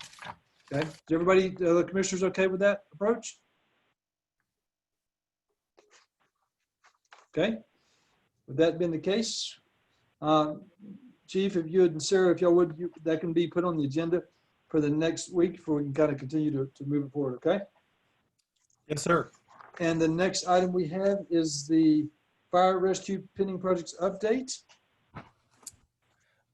Yes, sir, Commissioner Bennett. The one thing that I would like to change on item that says Glen St. Mary Fire Rescue Station, the first item, it says in the comments the bid would be awarded tonight, but actually we're going to re-advertise that starting this week coming up. It came in over budget, and we've made some adjustments with the planner, and we're going to re-advertise that for 2 weeks. So we want to bring it down within the cost of what we have to spend for that building. So that was different than it was on your sheet. Sorry. And in the Sanderson Fire Station, we know that the land has been purchased, and we're waiting on the CDBG application process to open up to where we could possibly get some funding that way, or as we know that you guys have make that the #1 priority for the state legislative appropriations for next year. Kyler Fire Station, we've been holding off on re-advertising this to get through the process with the Glen St. Mary Fire Station, and then start working on the Kyler Fire Station. But we haven't given up on that project. We're just holding off, and we kind of held off on waiting to see on the finances also by the end of the year here. Obviously, you know, the new fire engines are in place, new wildland, new chief vehicle, all that's in service. And then everything else is, we're still waiting on some decisions on some grants down at the bottom, such as the generator grant, the AFG grant, and the SAFER application. Those three are still in waiting. They're still, we have to, they have to decide who they're going to award those to. Do you have any questions about the pending projects? Any of the commissioners has any questions with the items that Chief's presented? The only question I have, Mr. Chairman, is what kind of changes are we making on that building to get it in the budget? Mr. Anderson, Commissioner, through the chair, apologize. Commissioner Anderson, initially the building was designed with a 2-story area above the living quarters, which was about, I think it was 1,800 square feet. Don't quote me on that, but we're going to eliminate that total second story. That was going to be a future training room that we actually dropped that out. We were told that could save us around $150,000 alone by doing that. So it made significant change in the building by going with a 1-story there, and then the bays being a little bit higher. So I think the height of the eaves is 12 foot on the living quarters area and 17 above the bays. So, and it was originally 22 across the board. So you can see there's a significant savings there in materials and everything. Also, the other part is we've worked with our road department, Mr. Fletcher, and Mr. Bishop, who's doing the plans of design, and working on pulling out and bidding the site prep separately. And that way it's not underneath the general contractor bid, that it's going to be bidded out. And there's pieces of that the road department has already agreed that they could do, such as digging the pond and everything that has to be done before any other project or part can be done on the project. So that's another way we're trying to save some money to get us down to the $800,000 budget that the state gave us. Commissioner Steele, I'll hold my comments. Commissioner Steele, you're up. I was just going to, Chief Nelson, I just wanted to ask again, with the restructuring, I understand the taking the second level off. Are they going to still make sure that the bottom level is engineered to the point where if you want to go in and add that second tier? Because that's one of the things that definitely would be something, you know, if you need to expand for equipment or training or whatever later time when the funding was there. I was just curious to make sure that they were making that structurally built where you could actually, you know, put a second level if you need to. No, sir. Actually, that was the plan, was to just build a shell up there originally, and not finish it out. But honestly, the way the pricing came back, the lowest bid was over $1 million, and to try to get down around $200,000, we were trying to find ways to change the bid, and that's what we came up with. We knew that there was a significant amount of savings in that. Sarah, do you want to say something, Sarah? Did. Thank you, Mr. Chairman. Chief Nelson, so the building, we could come back later on and add that second story, correct? Mr. Bishop didn't change the structure so that we could come back and do that later? He did. He dropped the height of the area above the living quarters from 22 feet to 12 feet. Okay, that's correct. I just wanted to make sure I was remembering correctly what the design change was. Yes, ma'am.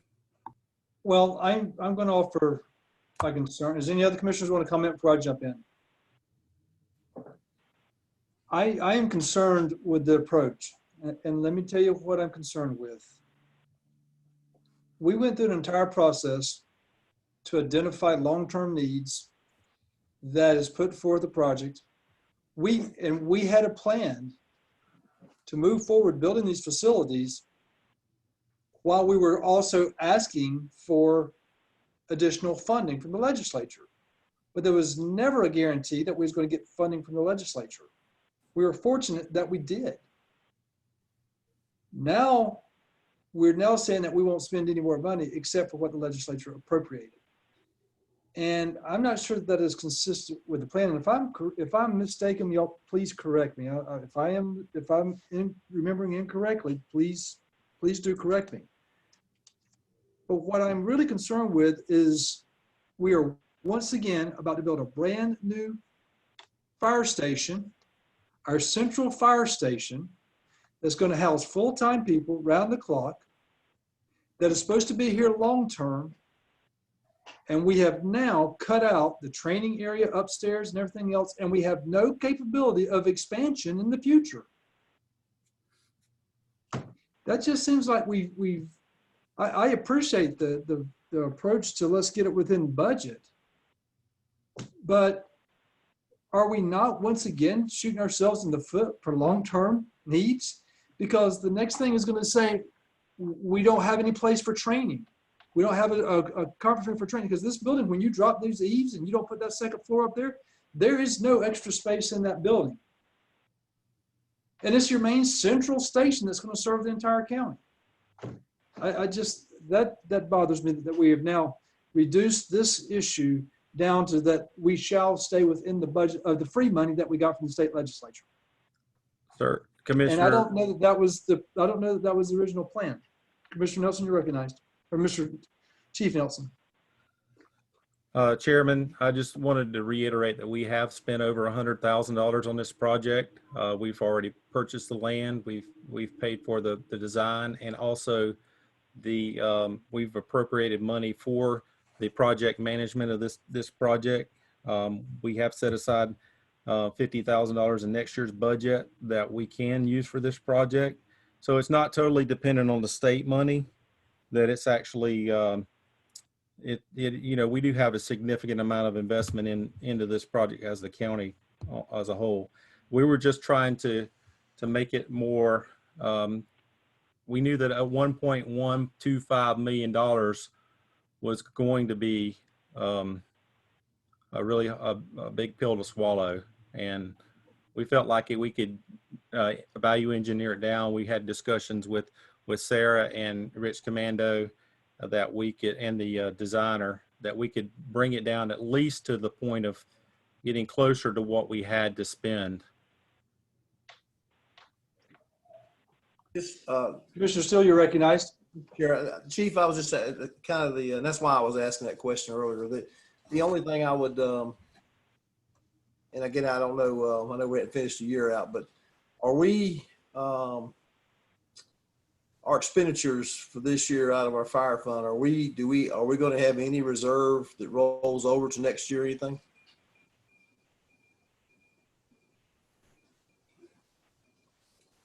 I'll let Sarah answer. Sorry, my internet, it keeps lagging here. I did not hear the question. I was asking about on the fire, we got the fire assessment, we got the fund, it's restricted, of course. And I don't even know, but I would assume you could use it for fire. We're doing it for fire stations or repair the others. Will we have any reserve left this year out of our budget? Yes, sir. We do have some cash carry forward in the fire rescue budget. A majority of that is actually the earmarked project for the Kyler Fire Station. Chief Nelson, you've got 160 for that, correct? Yes, ma'am. Okay. So we've got 160 earmarked for the Kyler Fire Station renovation that Chief Nelson previously said that we had actually just delayed a little bit just to make sure that our revenues and everything came in line like they were supposed to in current fiscal year. And that was in line with our spending freeze on construction projects as well that you all adopted earlier this year. So in addition to that, we've got about, let me get my numbers pulled up here. We've got about $100,000 in cash carry forward that we could be able to utilize. But that would be everything that the county has set aside for that funding. And again, Mr. Chair, I definitely, don't get me wrong, Kyler Fire Station needs to be fixed. No doubt. We know that. I've been there, done that. We back of it, of course, about fall. But that was my question. Again, we just increased our fire assessment for this next year. That's my concern. I don't want to go back and have to redo things twice. And if there's extra funding there, I mean, I'm one person, but I don't want to do it twice. I've seen us do that too many times. And so I just, my 2 cents were, Mr. Chair. Thank you, Mr. Steele. Sarah? Yes, sir. I completely agree. When Chief Nelson and I talked about this with Mr. Phil Bishop, who is the engineer that designed this for us, we were a little disheartened, honestly, when we opened those bids and saw how high that budget, that came in from the low bidder.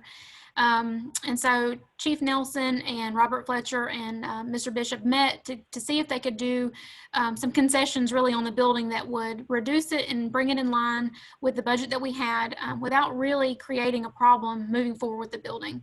We had tossed around the idea of not doing the Kyler Fire Station renovation and using that 160 to help supplement the Central County Fire Station.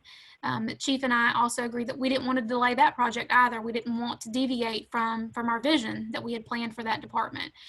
So it was discussed at that time that the training room, the secondary story training room would be great, would be a wonderful addition. But if we could get that in a cost savings and get this building constructed, we could always look at additional ways in the future to build on to that facility or do other things, not on a second story level. I see Chairman Bennett shaking his head at me. That's not the intent. But there are ways that we talked about doing some additions to the building or the property as itself in the future. But certainly that's what we're here for. We're here to talk about it, and we're here to serve at the pleasure of the board. So if you guys tell us otherwise, we will go back to the drawing board and figure out how to make that work. If there was going to be plans for expansion in the future, the site should be designed now for that expansion, and that's not the case. And so this is supposed to be our central station for the county. This is where we're going to have the full time. There's no plans at any other location, potentially Sanderson, to have full-time firefighters. Right. And we've combined the firefighters and EMS, a lot of those efforts, and to have the central station for this service, to not even have the capabilities of a training room, I'm really concerned with that. Commissioner Roden, you wanted to speak? You have the floor. I did. I just, did y'all have a figure for the difference to build it structurally to put 2-story later on, or did I not hear that? Was there a difference there, Trevor? What was the difference? No, ma'am, there was not a difference to add it back later, but there was a difference to take it away of about at least $150,000 savings at this point. I just, in my opinion, I think that we ought to prepare now for that later on. I mean, if it's possible to do that, I just feel that is a vision. That's like Commissioner Bennett said, that's where we're going to have full-time staff, and it'd kind of be a shame not to build it so we can continue on with it. So that's just my 2 cents. It'll cost a whole lot more than $150,000 to add an additional facility onto that. Yeah, I think that's Commissioner, Mr. Chair. That's Trevor. That's what I was curious. I think what Commissioner Roden was saying. I mean, I can understand there's probably some infrastructure we could probably save with the maybe not putting, buying equipment and everything else. I don't know what all that's entailed as far as the upstairs, but I definitely would, definitely want to look at seeing if you couldn't go ahead and make it structurally where it's set up to just go ahead and, because then you're just talking about framing it, you frame it in, and that's a lot. I mean, honestly, I don't know, I'll put Commissioner Anderson, but heck, I can go up there and hang some sheetrock, but we could probably get the walls up later on, but if it's not set up structurally to do it, that was my concern. I've dealt with that in my buildings in the past, and I would go to have to try to do an expansion, and they didn't build it where it was capable, and then I spent a lot of money to get it capable for a second story. So that would be something I would be curious if that's another $75,000 or I don't know. I don't know what that cost would be. But that would be something I would like to know what that would cost. Mr. Steele, I would certainly be in favor of building the Steele's building structure sufficient to accommodate that in the future.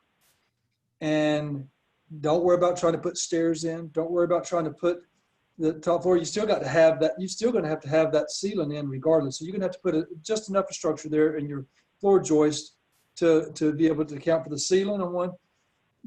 I would just hate for us to lose the opportunity to put that building to the sufficient height that gives us the ability to actually make it a central station long-term, over $150,000, $200,000 issue now, because I would prefer myself, and this may not be popular, may not be preferred by the majority, but I would prefer delaying starting another building over in Sanderson if we're not going to get this one done right.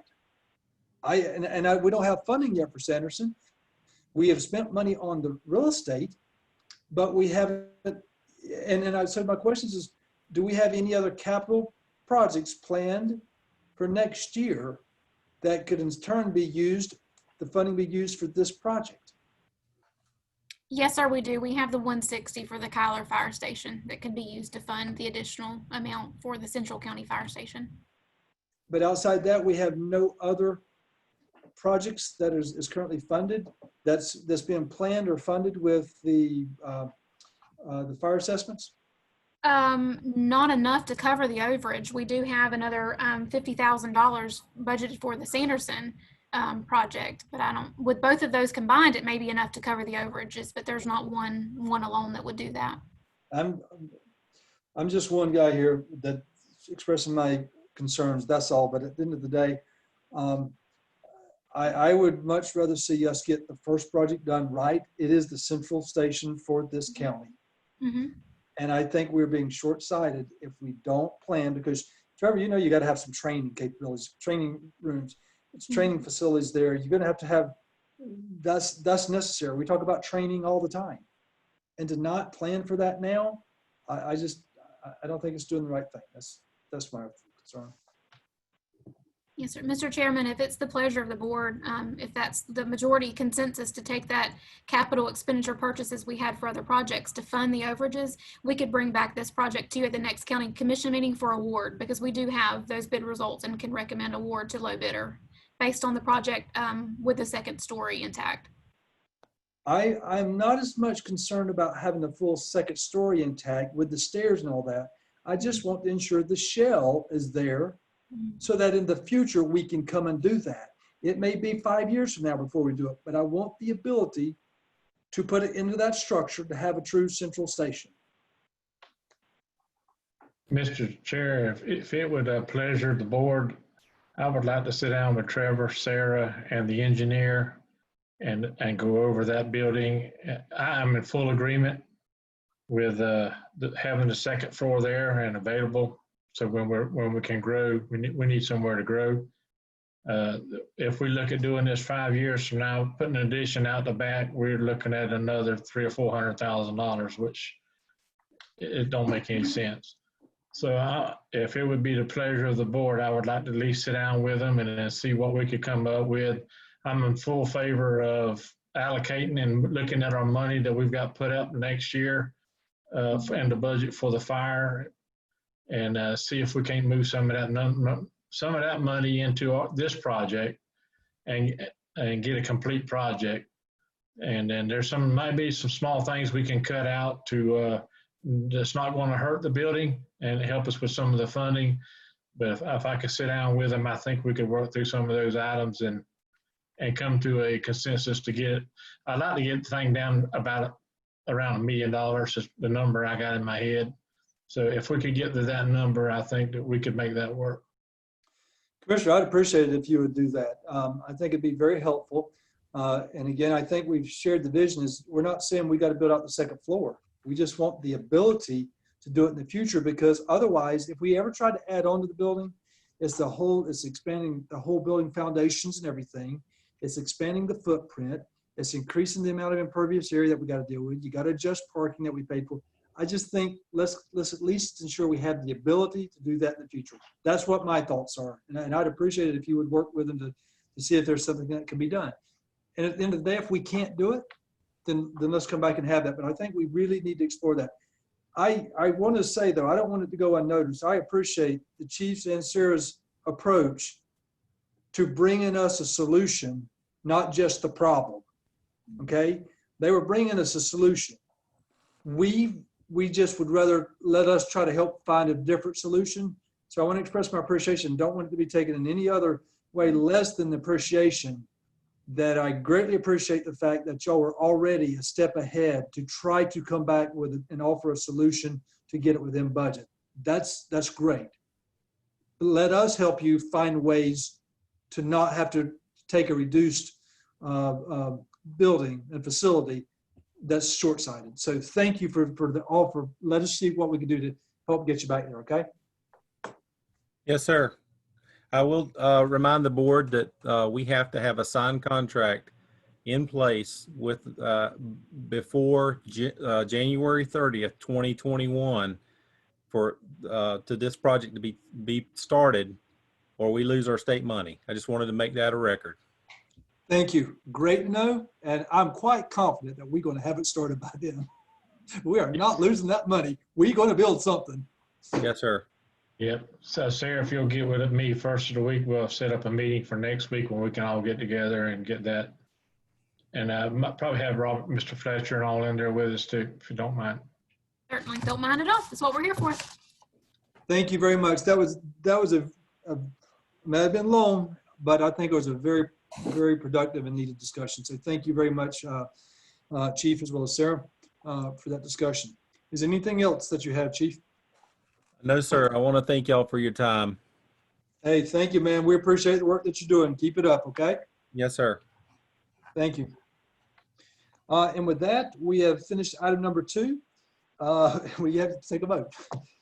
Moving on, we have next resolution 2020 local housing assistance plan ship. Ms. Sarah Little, that is yours. Yes, sir. Thank you, Mr. Chairman. And we do have a public hearing in just a few minutes, but this item that I have to present will not take but just a moment. So in your agenda packet, you have Resolution 2020-20. What this resolution does is adopts the local housing assistance plan for the next 3 years. That's year 2020 through 2023. And what this allows is the execution of the SHIP funding. There are no changes from previous years to this agreement on how we spend these dollars. Just to refresh your memory, we have 3 programs. New construction, which is the replacement of an existing home. Our max allowed expense on those homes is $80,000. Our secondary strategy is rehabilitation. That max amount is $36,000. We have an emergency assistance at $10,000, and we do have a down payment assistance at $10,000, but those applications are considered at the lowest priority should funding become available. These other 3 are higher priority items. So it's been quite some time since we've actually funded down payment assistance. But like I stated, there are no changes from prior years. This has been reviewed and approved by the state, which was our first step. We got confirmation back from the state that they didn't have any issues or concerns with it, so it's here before you all tonight for approval. Thank you. I don't want to rush through something if there wants to be discussion, but we do have a public meeting in 5 minutes. If everybody is comfortable with it, I'll certainly entertain a motion. If there's anybody would like to defer and come back after the public hearing, we can do that. Motion to read Resolution 2020-20 by title, please. Second. I have a motion by Commissioner Anderson. I have a second by Commissioner Roden. Mr. Commando, would you please? Yes, Mr. Chair. Resolution 2020-20, a resolution of the County Commission of Baker County approving the local housing assistance plan as required by the State Housing Initiatives Partnership Program Act, subsections 420.907 to 420.9079, Florida statutes, and Rural Chapter 67-37, Florida Administrative Code, authorizing and directing the chairman of the board to execute any necessary documents and certifications needed by the state, authorizing the submission of the local housing assistance plan for review and approval by all Florida Housing Finance Corporation and providing an effective date. Thank you, sir. We have a motion. We have a second. It's been read. Just for clarification on the agenda, it does show for information only.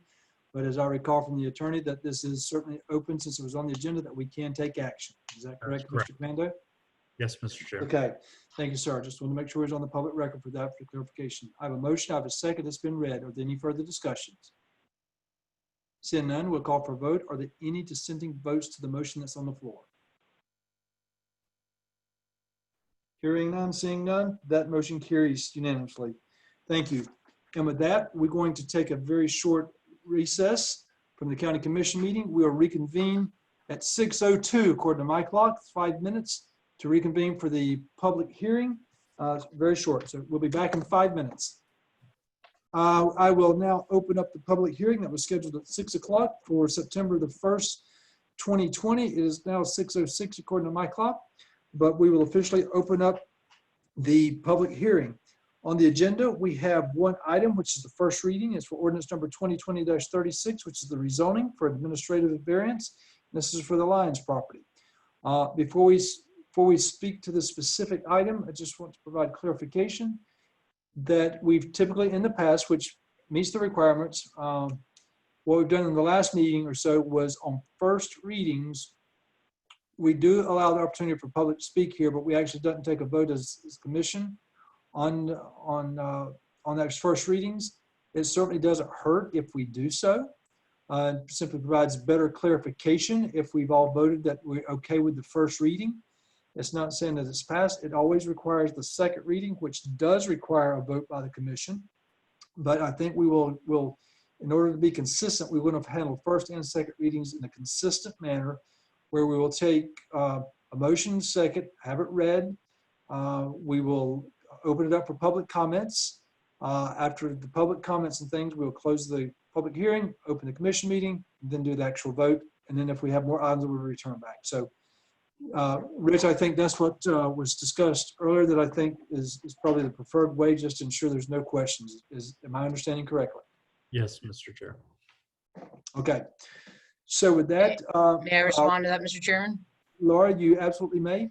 You're up. You got the floor. Okay, it's my experience and practice that a public hearing is for comment only. It's not for any decision making while deliberation may take place. Rich and you and I did talk about that and we both agreed. So I guess I'm curious, how come the position has changed? Let's have that conversation offline. If the commission takes action, it does not necessarily mean that we are passing or approving it. We're just saying that we've listened to it. We don't have any other comments at that particular time. And then it's ready to go for the next hearing for where the vote truly counts. So okay, if I may just, I would encourage Laura, please have that discussion offline on the process. I'm going to follow that direction I just established because it doesn't violate any concerns or issues. But why don't you please have this conversation with Rich offline to make sure everybody is consistent and along with Sarah. Okay, is that fair enough? very good. Yes. Okay, so we'll move on. There's one item on the agenda. It is the first reading. It is ordinance number 2020-36, rezoning administrative variance for the Lyons property. Ms. Dietrich, you have the floor. Thank you, Mr. Chairman and commissioners. I figured I'd give you a break from the last meeting and shorten things up a little bit, but we'll be back in action with several for the next one. So what you have before you tonight, I didn't make a presentation because there's only one item as far as a PowerPoint. So what you have before you tonight is a staff report for a rezoning. However, first I want to set the stage with an administrative variance that was granted.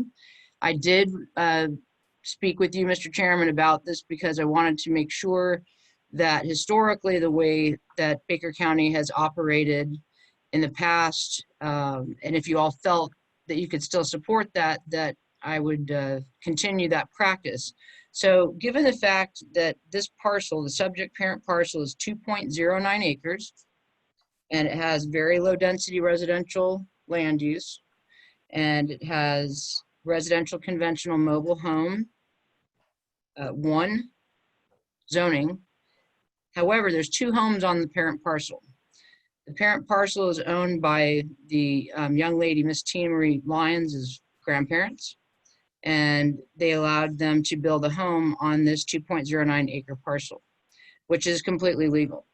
However, over time, they went ahead and gave them the land as well, and they went ahead and re-recorded their own parcel that their home sits on, and you'll see the photograph with the sign posted on the staff report.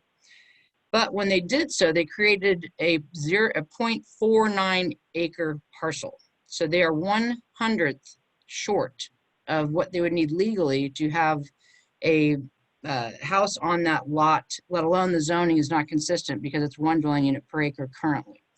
So given that it was only 1/100th, I called you, Mr. Chairman, if you recall, and we did have ex parte communication with regards to supporting this variance and the practice of doing so administratively. You said you could support that, so I proceeded to do so. And I'll move on to the rezoning in a second if anyone has any questions about the administrative variance. Okay, and then the rezoning application, which is 2020-36, was originally to make it consistent, not only with the use and the acreage given the administrative variance had been approved. However, during the LPA hearing, some LPA members did ask the question, why not rezone it to RC.5 instead of RCMH 0.5? And I had the young lady on the phone, on a speakerphone, and she said that she would talk with her husband about it. And my ultimate answer was the fact that it would just, simply to be Anybody consistent else? with, I'm sorry? Hang on, mine went dead, Laura. I lost you. Is everybody else okay?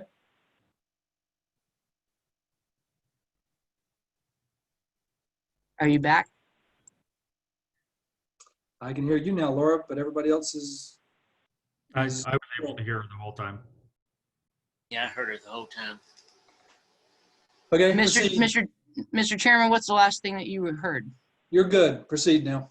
Okay, so during the Zoom meeting with the applicant on the phone, the LPA members asked me to converse with her to make sure that she would consider not RCMH 0.5, but RC 0.5. And she said she would discuss it. And I said, well, ma'am, I actually need a decision now because I need to render a recommendation to the commission. They said they agreed with that. And out of pure planning practices, I had recommended RCMH 0.5 just to be consistent with the surrounding zoning. However, RC 0.5 is equally consistent, just not allowing for mobile homes. And their home is an on-site built house. It is not a mobile home. So they did agree to that change. So the recommendation from the LPA is not to take it from RCMH 1 to 0.5, but to RC 0.5. Does anyone have any questions? All right, so the LPA recommended approval of RC 0.5 and staff supports that recommendation. Thank you very much. Are there any comments or questions from the commission?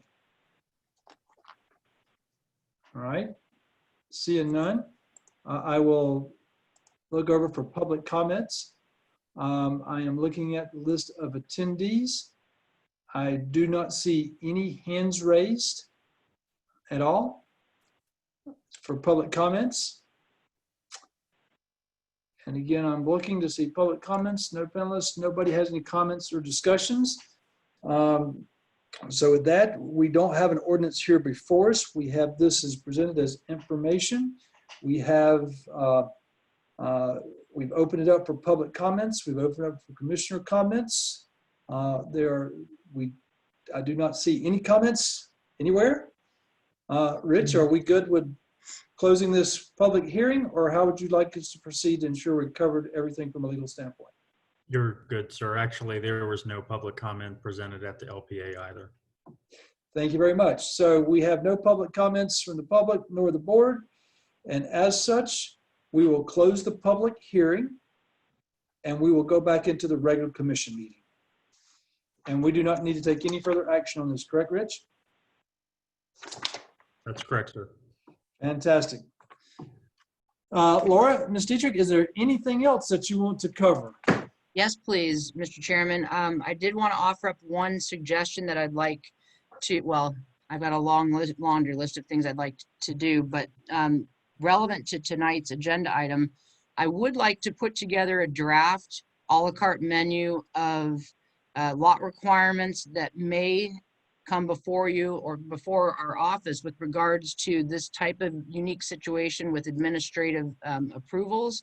And I would like for that to be specific with thresholds, with exactly what is subject to and not subject to an administrative decision. I think consistency is very important since we haven't had that in the past. And I think to make that decision, while it helps people, it also does take away application fees from the county, and it could be used in such a way that could cause any future conflicts with how it's applied and when it's applied and to what metric is applied. So I'd like to go ahead and draft that, and then I'll present that before the LPA and the commission for your input, if that's all right. Please do. All right, thank you. And with that, I say goodnight. Before you take off, I want to share a little bit of information. I received a phone call last week from a citizen that had bought, used to live in Baker County, had moved away and has since bought property back here. And I've been for the last almost 4 years working to get everything in place to be able to move back, for different reasons. And they called and was exceptionally complimentary of your professionalism and your ability and assistance with helping them. They've gone through several directors now. They first started right when, I think when Edgar was there. And so they've gone through several folks and they were exceptionally complimentary of you and appreciative of the help. So just wanted to make sure I pass that along. Thank you very much. My pleasure. Okay. Thank you, Laura. Have a great evening. We'll see you in 2 weeks. Wonderful. Thank you. Good night, all. Thank you. And with that, we are back in the regular commission meeting. The next item I had on the agenda is the Reed Stafford Road paving phase 2 approach. There's nothing new to discuss on the construction side. What I will tell you is at the last meeting, we provided an update that I had secured the Fish property from the one that was such a challenge. I still had one more to get signed. I have that signed document in hand. And I picked it up last night. So I will take that down to Miss Sarah so she can get it recorded most likely tomorrow. Just couldn't do it today. So with that being said, we have the Fish property that we need in order to continue the project from Old Smoky Road to the west. The one parcel that is outstanding is the parcel on the corner, on the northwest corner. That is a parcel from Mr. Tabor, from the Tabor family. And the surveyors are working on preparing that legal description so we can get the deed done for that. So just wanted to let you know that all of the Fish properties, I have signed documents and most of them are recorded, and the last 2 will be recorded tomorrow. So what I want to do is talk a little bit about the funding that was presented to us last time. I'm going to pull it up on the screen so that you can we'll make sure we're saying the same thing.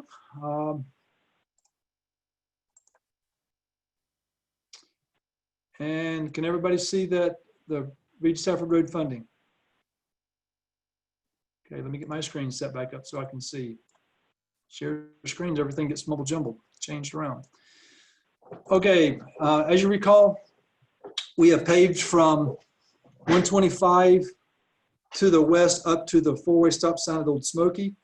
The road's not yet opened. I'm going to ask you if you would, if you don't mind, please check with Mr. Fletcher and find out when we intend to open that.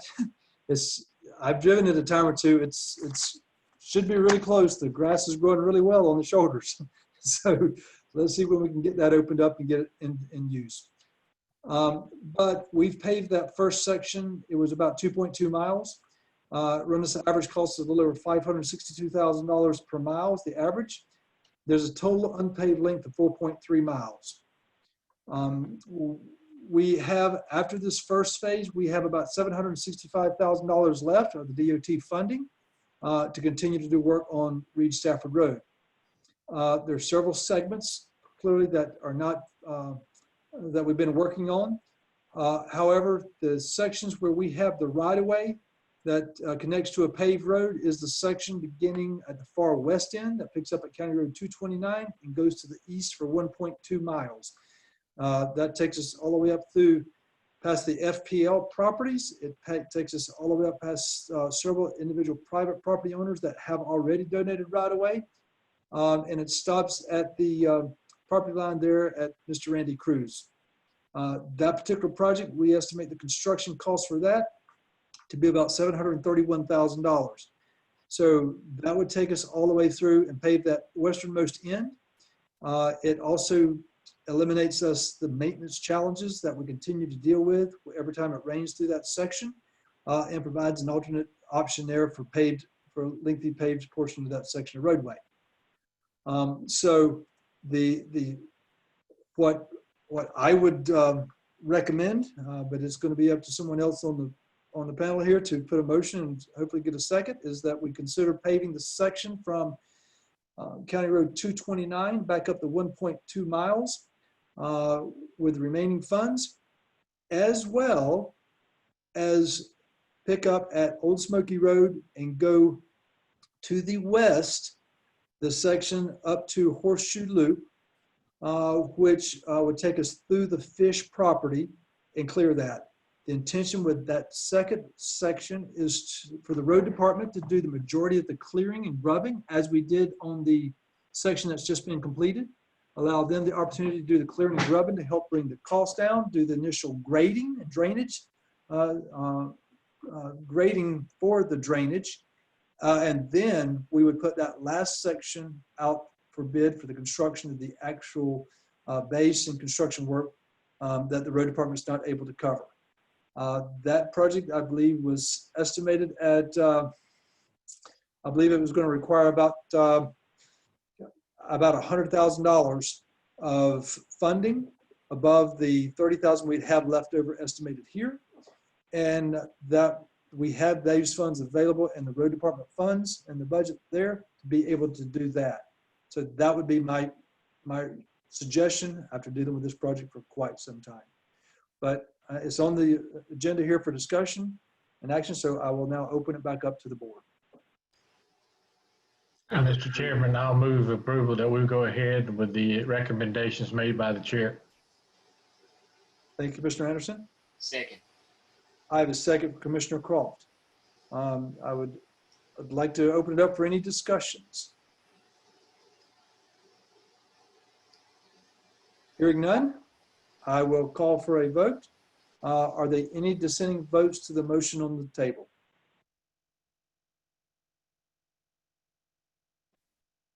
Hearing none, that motion carries. And let me just say thank you for all of those that have continued to work on this project.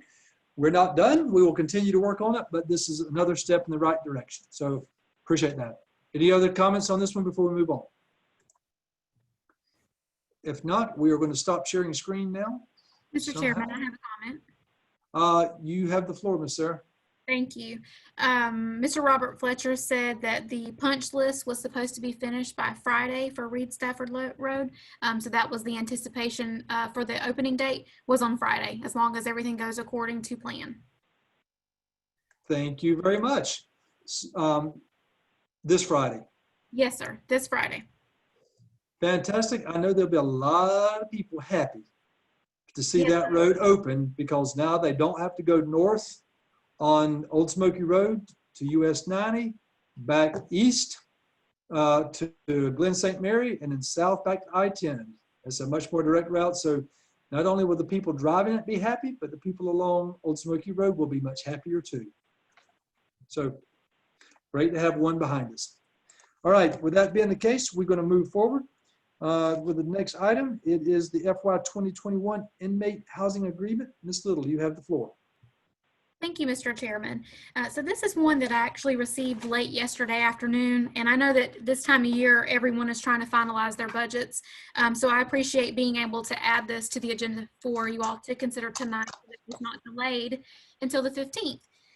So in your packet, you have the Inmate Housing and Care Agreement between Baker County and the Baker Corrections Management Corporation. This agreement is actually the same standard agreement that we've had for the last few years.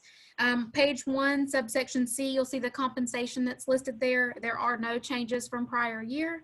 This agreement runs from September 30th, 2021, starts this current year, I'm sorry, in September and ends next September. Sorry for the fiscal year, getting tongue tied here. And the amount has not changed at $2.8 million.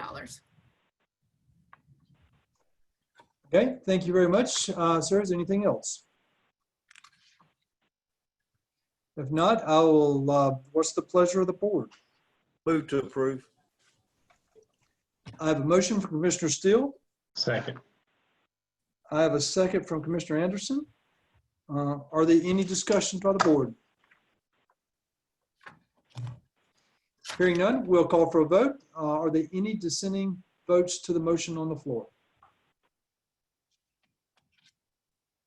Seeing none and hearing none, that motion carries unanimously. Next item up is number 6, is the bid award for the SHIP projects. Ms. Little, you're up.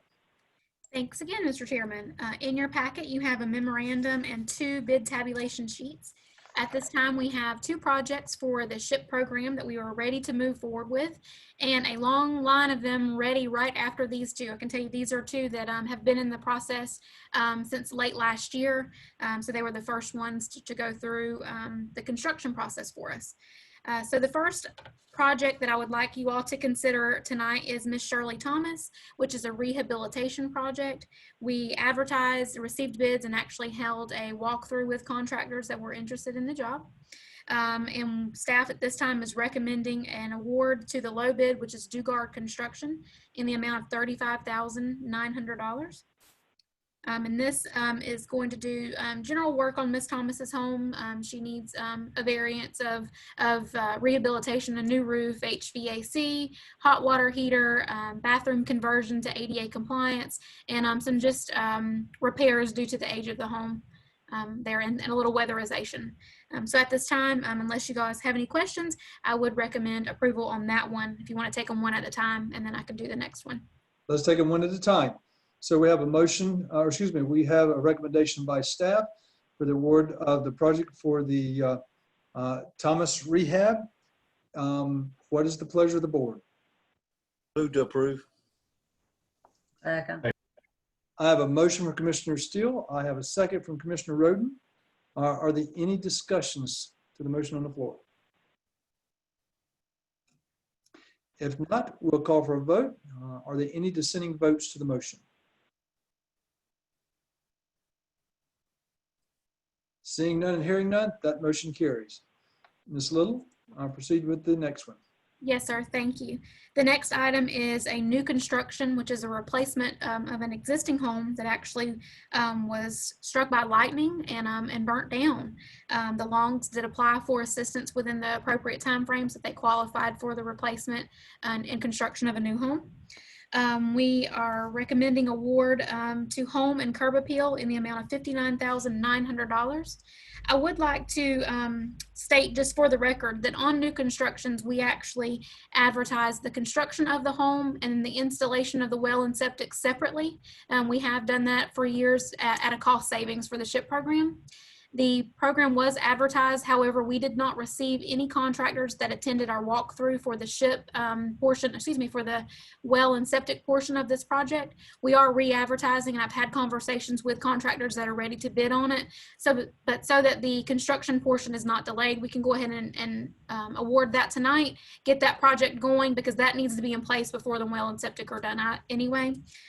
So at this time, we're just awarding the construction portion of that, and in the upcoming weeks, you'll see a second bid come back for well and septic for Mr. Wendell and Peggy Long. Thank you, Ms. Little.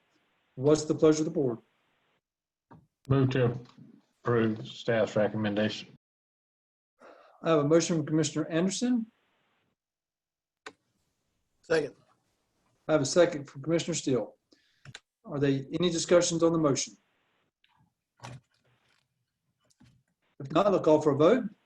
Are there any dissenting votes to the motion? Seeing none, hearing none, that motion carries unanimously. Sarah, I believe that was the only 2 items that we had for the SHIP program. Is that correct? Yes, sir. Correct. Thank you very much. We are finished with item number 6. We'll now move into section 7, which is the old business, it's prior business. We have with us the pending business report and expenses over $4,500. Ms. Little, you have the floor. Thank you again. LDR revisions, we are still waiting for our comments back from DEO. That was transmitted on the 21st of July. So I would anticipate hearing something from DEO in the next few days. It's been approximately 30 days already, so we should have something back from them very soon. Central County Fire Station, I think we've already discussed that tonight. So staff will be happy to move forward with that project at your recommendations, and we'll bring back something different to you all for discussion. The COA bus wash, we actually had a a conference call this past Friday with the Council on Aging representatives, DOT, and Commissioner Jimmy Anderson was a part of that conversation. We've gotten everything we need to move forward at this time with a plans review. Because our plans are so outdated, we're going to send those to one of our contract engineers to make sure there's not any concerns with the design of it, and bring it up to code if there's anything that's changed since it was prepared. Once that is ready, the RFP will be prepared and sent to DOT. They do have to have written write-off on that before we can advertise for the project. So we are moving forward with it right now. Like I said, we're just going to be waiting for the engineer to look at that for us and give us guidance, and then we'll be ready to move forward with that project. Moving on down, unless you all have anything specific, I'd like to talk about the St. Mary's Cove boat ramp grant. We are actually still waiting on DEP. I've been in communication with North Florida Professional Services. They are our engineer for this project. Information has been sent. We have not gotten anything back from DEP yet. So that's still a delay. Just wanted to make sure that you guys were aware that we're trying our best to move this project forward. We're just waiting on information at this point on our permitting process with DEP. That's still where we're at with that process. So as soon as I've got information back from DEP, we are really, really close to ready to advertise that project and to keep it moving forward as well. The Shoals Park fencing is continuing to be processed. It looks really great. The contractor has been on site now, and that project is almost complete. Once it is, I'm going to get some pictures to send you guys. I think it looks really great. I know the residents out there are thrilled that they're going to have some separation and try to increase that security out there on that end of the park.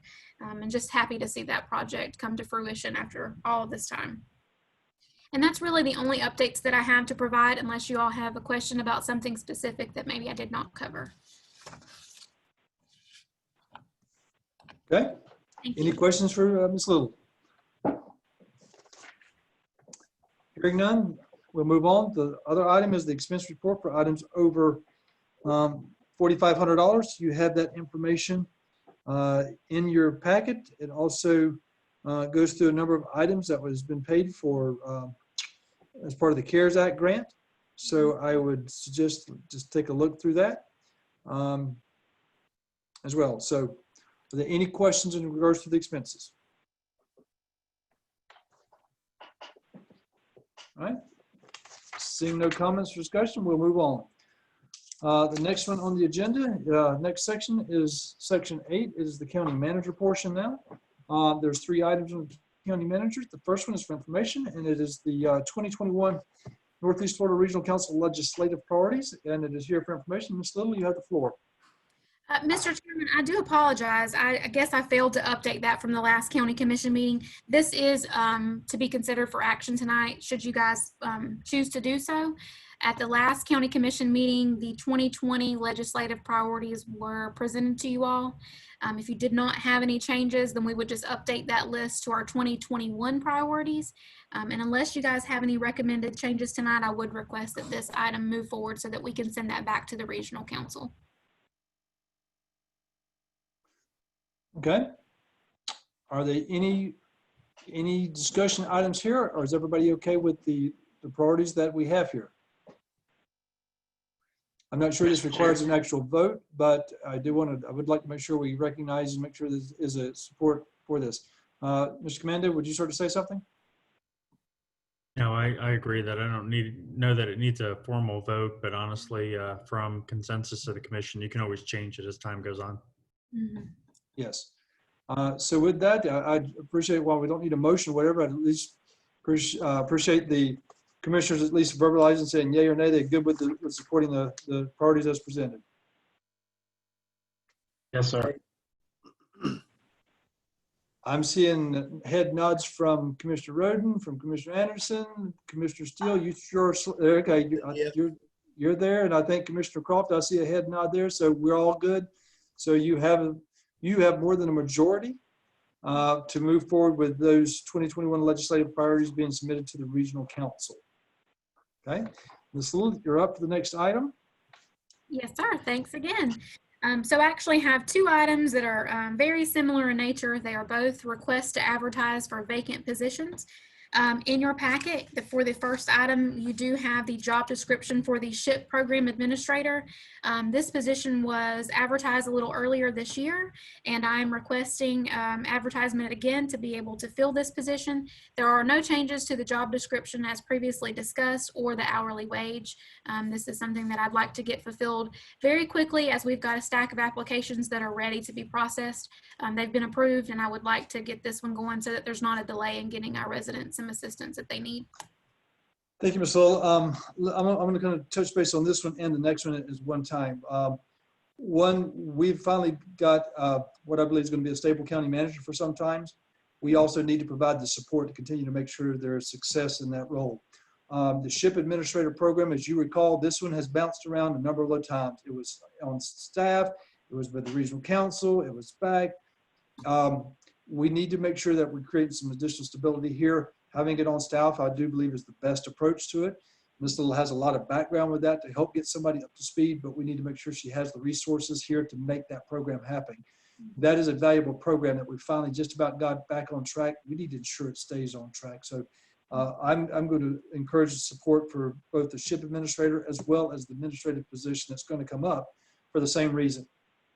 Sarah is, with all due respect, she is one person, and she cannot be as effective as a county manager if she is still having to continue to do the administrative role as the secretary and so forth. So I'm going to encourage the filling of those vacancies. I recognize the need to be careful and cognizant and not move forward hiring vacancies unless it's necessary, but I'm going to encourage both of these because I think we need to have the support there to make that happen. So we have a request right now from the SHIP administrator. Request to advertise for the SHIP administrator position, and the reason it's coming before us is not that typically we have to approve these levels for advertisements, but because we have asked for a hiring freeze as part of the COVID-19, so that's why it's here before us tonight. So with that, what's the pleasure of the board? Mr. Chairman, I'm in support of both actions, but I'll go ahead and put the SHIP administrator out first. And We have a motion from Commissioner Anderson. We have a second from Commissioner Roden. Are there any discussions? If not, if you would, anyone will call for a vote. Are there any dissenting votes to the motion? Seeing none, that motion carries unanimously. And the next item up, Ms. Little, you have the floor. Thank you again. Last but not least, certainly this is one that I would much appreciate being filled. Since October, I've served as both of these roles, and I don't know how many more hats I can wear. I don't know how big my head is, but I'm wearing a lot of hats right now. So I would like us to move forward if that's the pleasure of the board. This position was previously titled Board Secretary or Assistant to the County Manager. It's had kind of a variety of job titles over the years since I've held the position. I believe administrative assistant to the county manager is more in line with today's standards on what the job title should be called. So the job description was prepared and updated to reflect what the actual duties of this person would be. This will come to a cost savings to the county. This is in line, $13 an hour is in line with some of our other starting administrative positions that we have. Obviously, because I was with the county for so long, I was making more money than this because of my years of service here and being able to receive raises and things like that. So upon review and talking about it with our HR director and looking at other positions that we have in the county, I believe this is a fair rate for what we're asking for this position at a starting salary. And if you guys have any questions, I'd be happy to answer it. But I would be glad to get ready to move forward with this one. Thank you, ma'am. Any questions for Ms. Little? If no, what's the pleasure of the board? All right, my yellow square popped up on Commissioner Croft first, so he gets the motion. Ms. Roden, you the second, so you get the second, okay? So I have a motion, I have a second. Are there any discussions? I have some discussion there, Mr. Chair. Commissioner Anderson, you recognize and have the floor. The only question I would have with this is, would Miss Sarah be qualified to interview someone for this position or not? Well, I had those same concerns. I'm not sure that she's had enough experience in that particular role to understand it very well. All I can say is they have some really big shoes to fill, so they better wow me. Well, I was gonna say maybe you could clone people. So, Yeah, I need me and me. Yeah.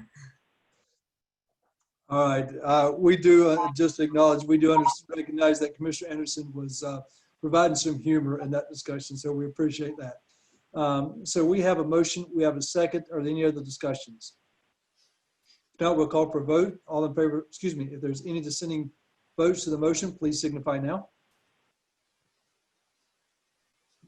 Hearing none, that motion passes unanimously. So Ms. Little, you have the approval to move forward.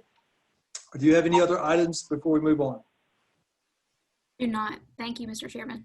Thank you, ma'am. The next item up is in section 9 is the county attorney. Mr. Commando, you have the floor.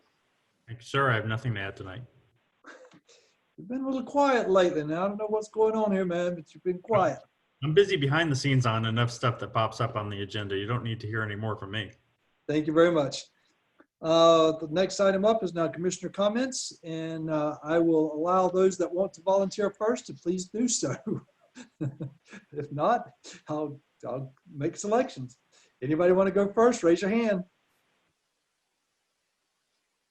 Hearing, hey, Commissioner Roden, she got it first. You're up.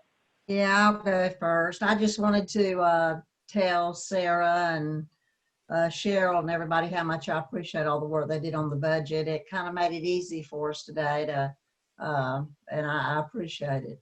Also, Commissioner Bennett, I got the same call you did about Laura Dietrich, and I had actually a long conversation with the lady, and I was pleased to hear that our community development department, even though it's part-time, is doing a good job and serving our community. So anyway, and the only other thing is September the 15th, the Hope Center is going to open again after the COVID. We're still going to, have our distance and stuff like that, but we're going to be open on Tuesdays and Wednesdays, and on Mondays and Tuesday nights, we have some peer-to-peer support groups for our community for drug addiction and some other things. So I'm really excited about that. You'll see some advertisement the next week about it. So anyway, real glad to be able to announce that. Thank you, Commissioner Roden, for sharing that good news, and appreciate your comments there and sharing you got the same call. Okay. I think I saw Commissioner Steele shaking his hand a while ago, just before, right after Commissioner Roden did. So you now have the floor.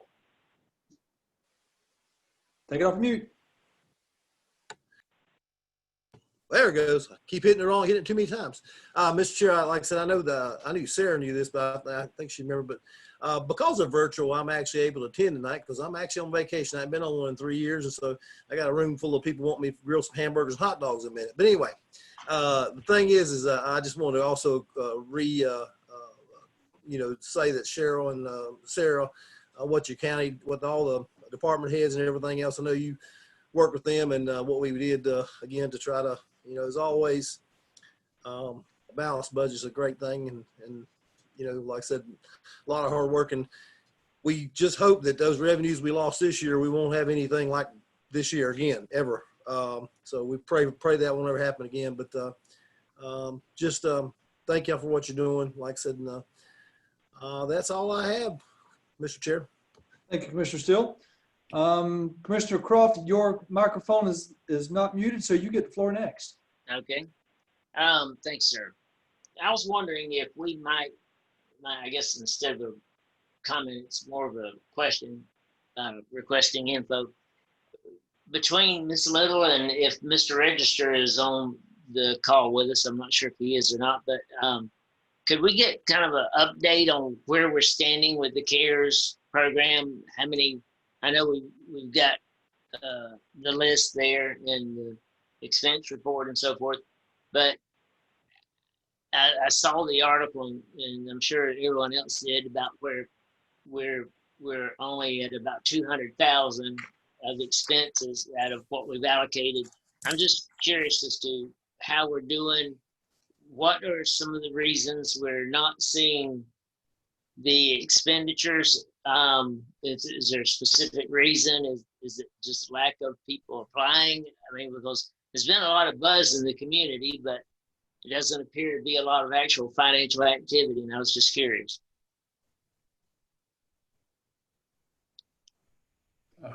Sarah, would you like me to go ahead? Yeah, Daryl, go ahead. You're more than welcome. Thank Mr. Register, you're recognized. Go ahead. Thank you. Clint unmuted me as soon as Commissioner Croft started talking. To date, we have processed and transmitted 75 applications in the nonprofit and business category.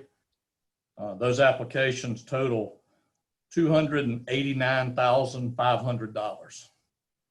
Now, all of those have not been paid yet. There has been, the last counting I had, which was last Wednesday, I believe, the last date, there had been 51 grant applications, checks had been cut for, that totaled just under 200 grand. So there has been continued activity. It has slowed down from what it was the first 2 weeks, but we also have probably 10 applications that I'm aware of that are in the process of gathering the required documents and documentation so that they can complete their application. So it is continuing well, and there's others that are still working to get their information together and submit their applications. Do we have many that's been rejected? We've had 5 that came in here at my office that for one reason or another, we did not submit to the county. And I have met with those individuals face-to-face, talked with them, explained the issues with them, and everyone seems to understand why they are not being forwarded on to the county. But as far as any of the others at this point, I'm not aware of any that has been transmitted that has been rejected. Have we, with us, I just kind of figured this would go like gangbusters, you know, from the beginning. Do we have any idea why it's not, why are we looking at having money left over here? I mean, is it the requirements? Is it just people aren't applying or what? There is concern about some of their personal information and tax returns becoming public information. So that has been a concern that's been expressed several times to us. And again, there's others that I had 2 phone calls today from people that had just heard about it today. Word of mouth from others. So the word's still getting around. Because of those 51 checks that were issued, people are starting to talk about it more, and we're seeing a renewed interest. Again, with the applications that's been transmitted, we're at 289,000, so we're almost at 300,000. I'd say that there may be a chance by the time we get through the end of September that we'll be close to the cap of 700 grand that was established for this program. Mr. Chairman, if I may. Commissioner Croft, are you completed? Do you have any other questions? No, I was just going to have them maybe give a quick rundown of who they call and where they need to go for information should somebody be listening and want to jump in. But I mean, if Ms. Little was going to respond to some of the previous questions. Let's make sure before we close off, we'll recap how who the public should be able to get in touch with to get more information and follow up. We'll do that before we finish the subject. Ms. Little, you have something? I do, yes, sir. So Daryl and his team at the Chamber have been dealing with the business application side of it. So I'd like to talk with you a little bit about the residential applications that we've processed here in our office. So since the start of the program, we've had about 50 applicants come in. Of those, 24 are finalized and ready to be paid. I'll tell you that we've struggled more on the residential side than we have on the business side because of the qualifications that we're asking for. So our funding agreement from the state on our CARES Act assistance it specifically states that the applicant has to be affected by COVID-19 and have a loss of income related to COVID-19. And that has been difficult for Baker County to meet those guidelines. I don't know if you all saw the information that was published, but it's good information to know that the unemployment rates for the state of Florida were published over the weekend. And out of 67 counties, Baker County is number 64. So that's a good position for us to be in, obviously. That's a good thing to complain about. 64 as in we have one of the lowest unemployment rates? Yes, sir, that is correct. One of the lowest in the state.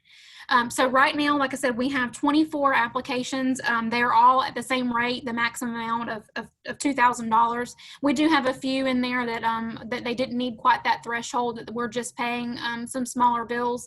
But if we were to use the full $2,000 for all of those applications, we're only looking at about $48,000. And in fact, those were brought into my office while we were in here. They're ready for final approval now, while we were in this meeting, excuse me. So like I said, one of the situations that we're running into is we've received a lot of interest on the residential side, but we've not seen those residents that had a loss of income. If you know of anyone who has had their hours shortened, or if they were unemployed or anything like that that's related to COVID-19, then those are the type of applicants that we need to come into the office.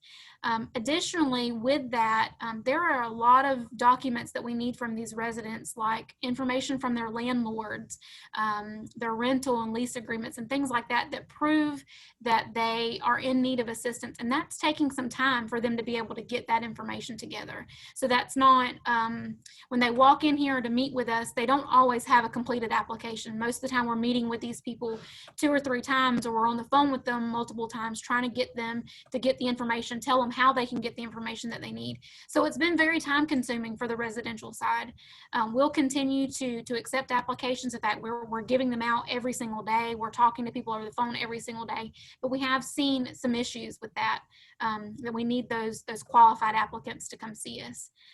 So to answer Commissioner Croft's question, if anybody is interested in applying for the business grant application, they need to call Daryl and his team at the Chamber of Commerce.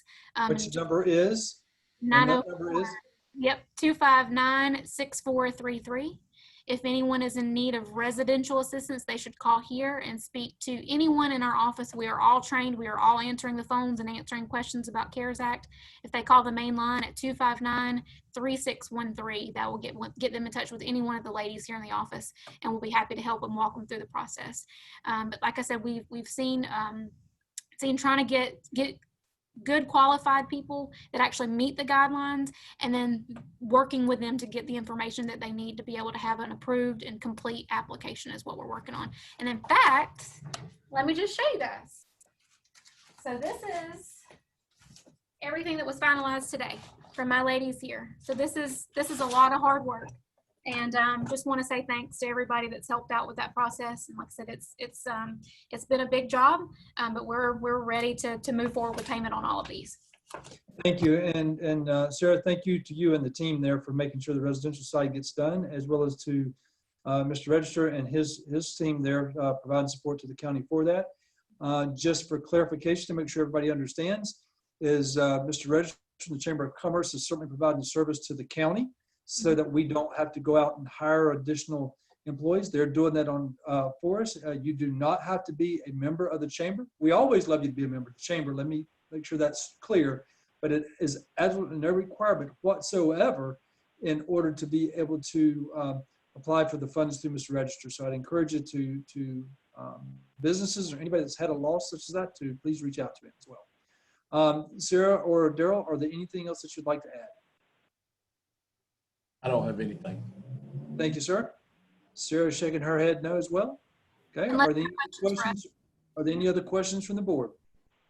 I don't have a question, but I have a comment. I know that me being a landlord, that some of my tenants, did go through the issue of losing their job or been losing hours. And I have made contact with those to apply with the county, not just for my benefit, because I am the landlord, but their benefit, because most people we have here in Baker County are good people, and they hate when they owe somebody some money. And it's really I would say it puts them in some type of depression. When you owe people money and you can't pay them, you don't know any way. So I appreciate what the county is doing and what the state has done and issuing this money out just to give some people some peace of mind, which money doesn't buy. So, you know, I would ask you if you know any landlords or anybody out there that could let their tenants know that, you know, there is some help out there to get you caught up on your rent stuff. I'm not sure that any of my people came. I don't even know. But I did lend a hand to them and tell them, you know, this is something to give you some peace of mind. You know, so I just think it's something we might want to reach out to some of our big tenants, landlords here in the county and let them know this is available for their tenants. Thank you, Commissioner Anderson. You bring up a very good point in the fact that a lot of people here in Baker County are very strong and very proud. They want to take care of themselves. They don't want to ask for assistance. And sometimes it can be at their detriment. And this is an opportunity here that's not costing the county any money. It's money straight from the federal government.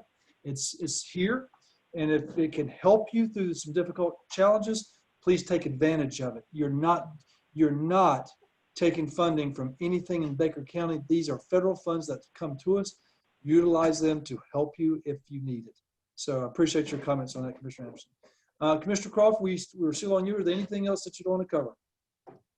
No, sir, I think that's it. Thank you. It was a very good conversation. I appreciate you bringing it up and asking the question. Commissioner Anderson, you're my last one that haven't had made comments. I thought I made my comments earlier when we was in the budget meeting about the appreciation of staff, but I did forget to say, you know, that the FEMA money had came in. I just find it amazing what our God can do, because we have been waiting on this money for all this time, and he just shows out. And he takes an opportunity when this county was really looking for some money and some ways out of a budget crisis, and God just shows up on the scene. How many people in their day-to-day lives that happens to? That when you think all is out and you ain't got no way for things to work out, and you get down, and then all of a sudden God just shows out. So tonight I want to give him the glory for what he's done also. And I didn't do that earlier, so I want to check myself and say, thank you, Lord, for the FEMA money. Thank you, Commissioner Anderson, and that's an excellent point in the sense that we often don't say it enough and don't recognize it enough. But when we get to thinking it's all us and we're the ones that done it, we really messed up. And it's only after you take and have some very good, clear, reflective thought and recognize where all of our blessings come from. The fact that we're able to be here, the fact that we're able to do everything we do, the fact that come through it when it needed to. I can certainly testify there's been many times that I was at my wit's end, not sure what in the world I was going to do and how I was going to accomplish it. And I remember some very distinct times in my life when I was at my absolute wit's end and clearly didn't know what I was going to do with certain things. And when I finally give up and realized it's not me, good Lord blessed. And this was another blessing that I think I appreciate you recognizing and pointing it out, so that it helps us to remember, not just as individuals, but as a body here, that we need to continue to focus on where our blessings come from, because we open up every one of our commission meetings with the pledge, but also with a prayer. And I'm on too many other different boards and things that have eliminated the prayer. They'll take a moment of silent meditation. Listen, you can meditate. That's fine for you to pray on the individual, but I think as a board, it's important that we recognize as a board that we need the guidance and the wisdom from him above. And so I appreciate your comments with that as well. Okay. And with that, I have no additional items for the agenda. I will tell you as well, my approach is sometimes not always welcome because I'm very direct with some ways I deal with things, and at least it's clearly understood where I stand with certain things, and I appreciate that. But I do want to express my appreciation to all the staff and everybody that has worked so hard to help us get to where we're at with the budget as well. We give the good Lord above the credit for sending us the blessings, but it also requires that we do put a little labor in it as well. And we've labored to work, our staff has to put the information together and present it, to have it ready so that we can meet all the requirements that we have. And so I appreciate all the staff's efforts for doing that as well. And with that, unless there's anybody else has any other comments, I'm getting ready to close the meeting. And I see no hands. I see no unmuted mics. And with that being the case, folks, I look forward to seeing everybody once again in 2 weeks, live and in person on camera. Whoop, Commando, you were saying bye? Adios. We are adjourned.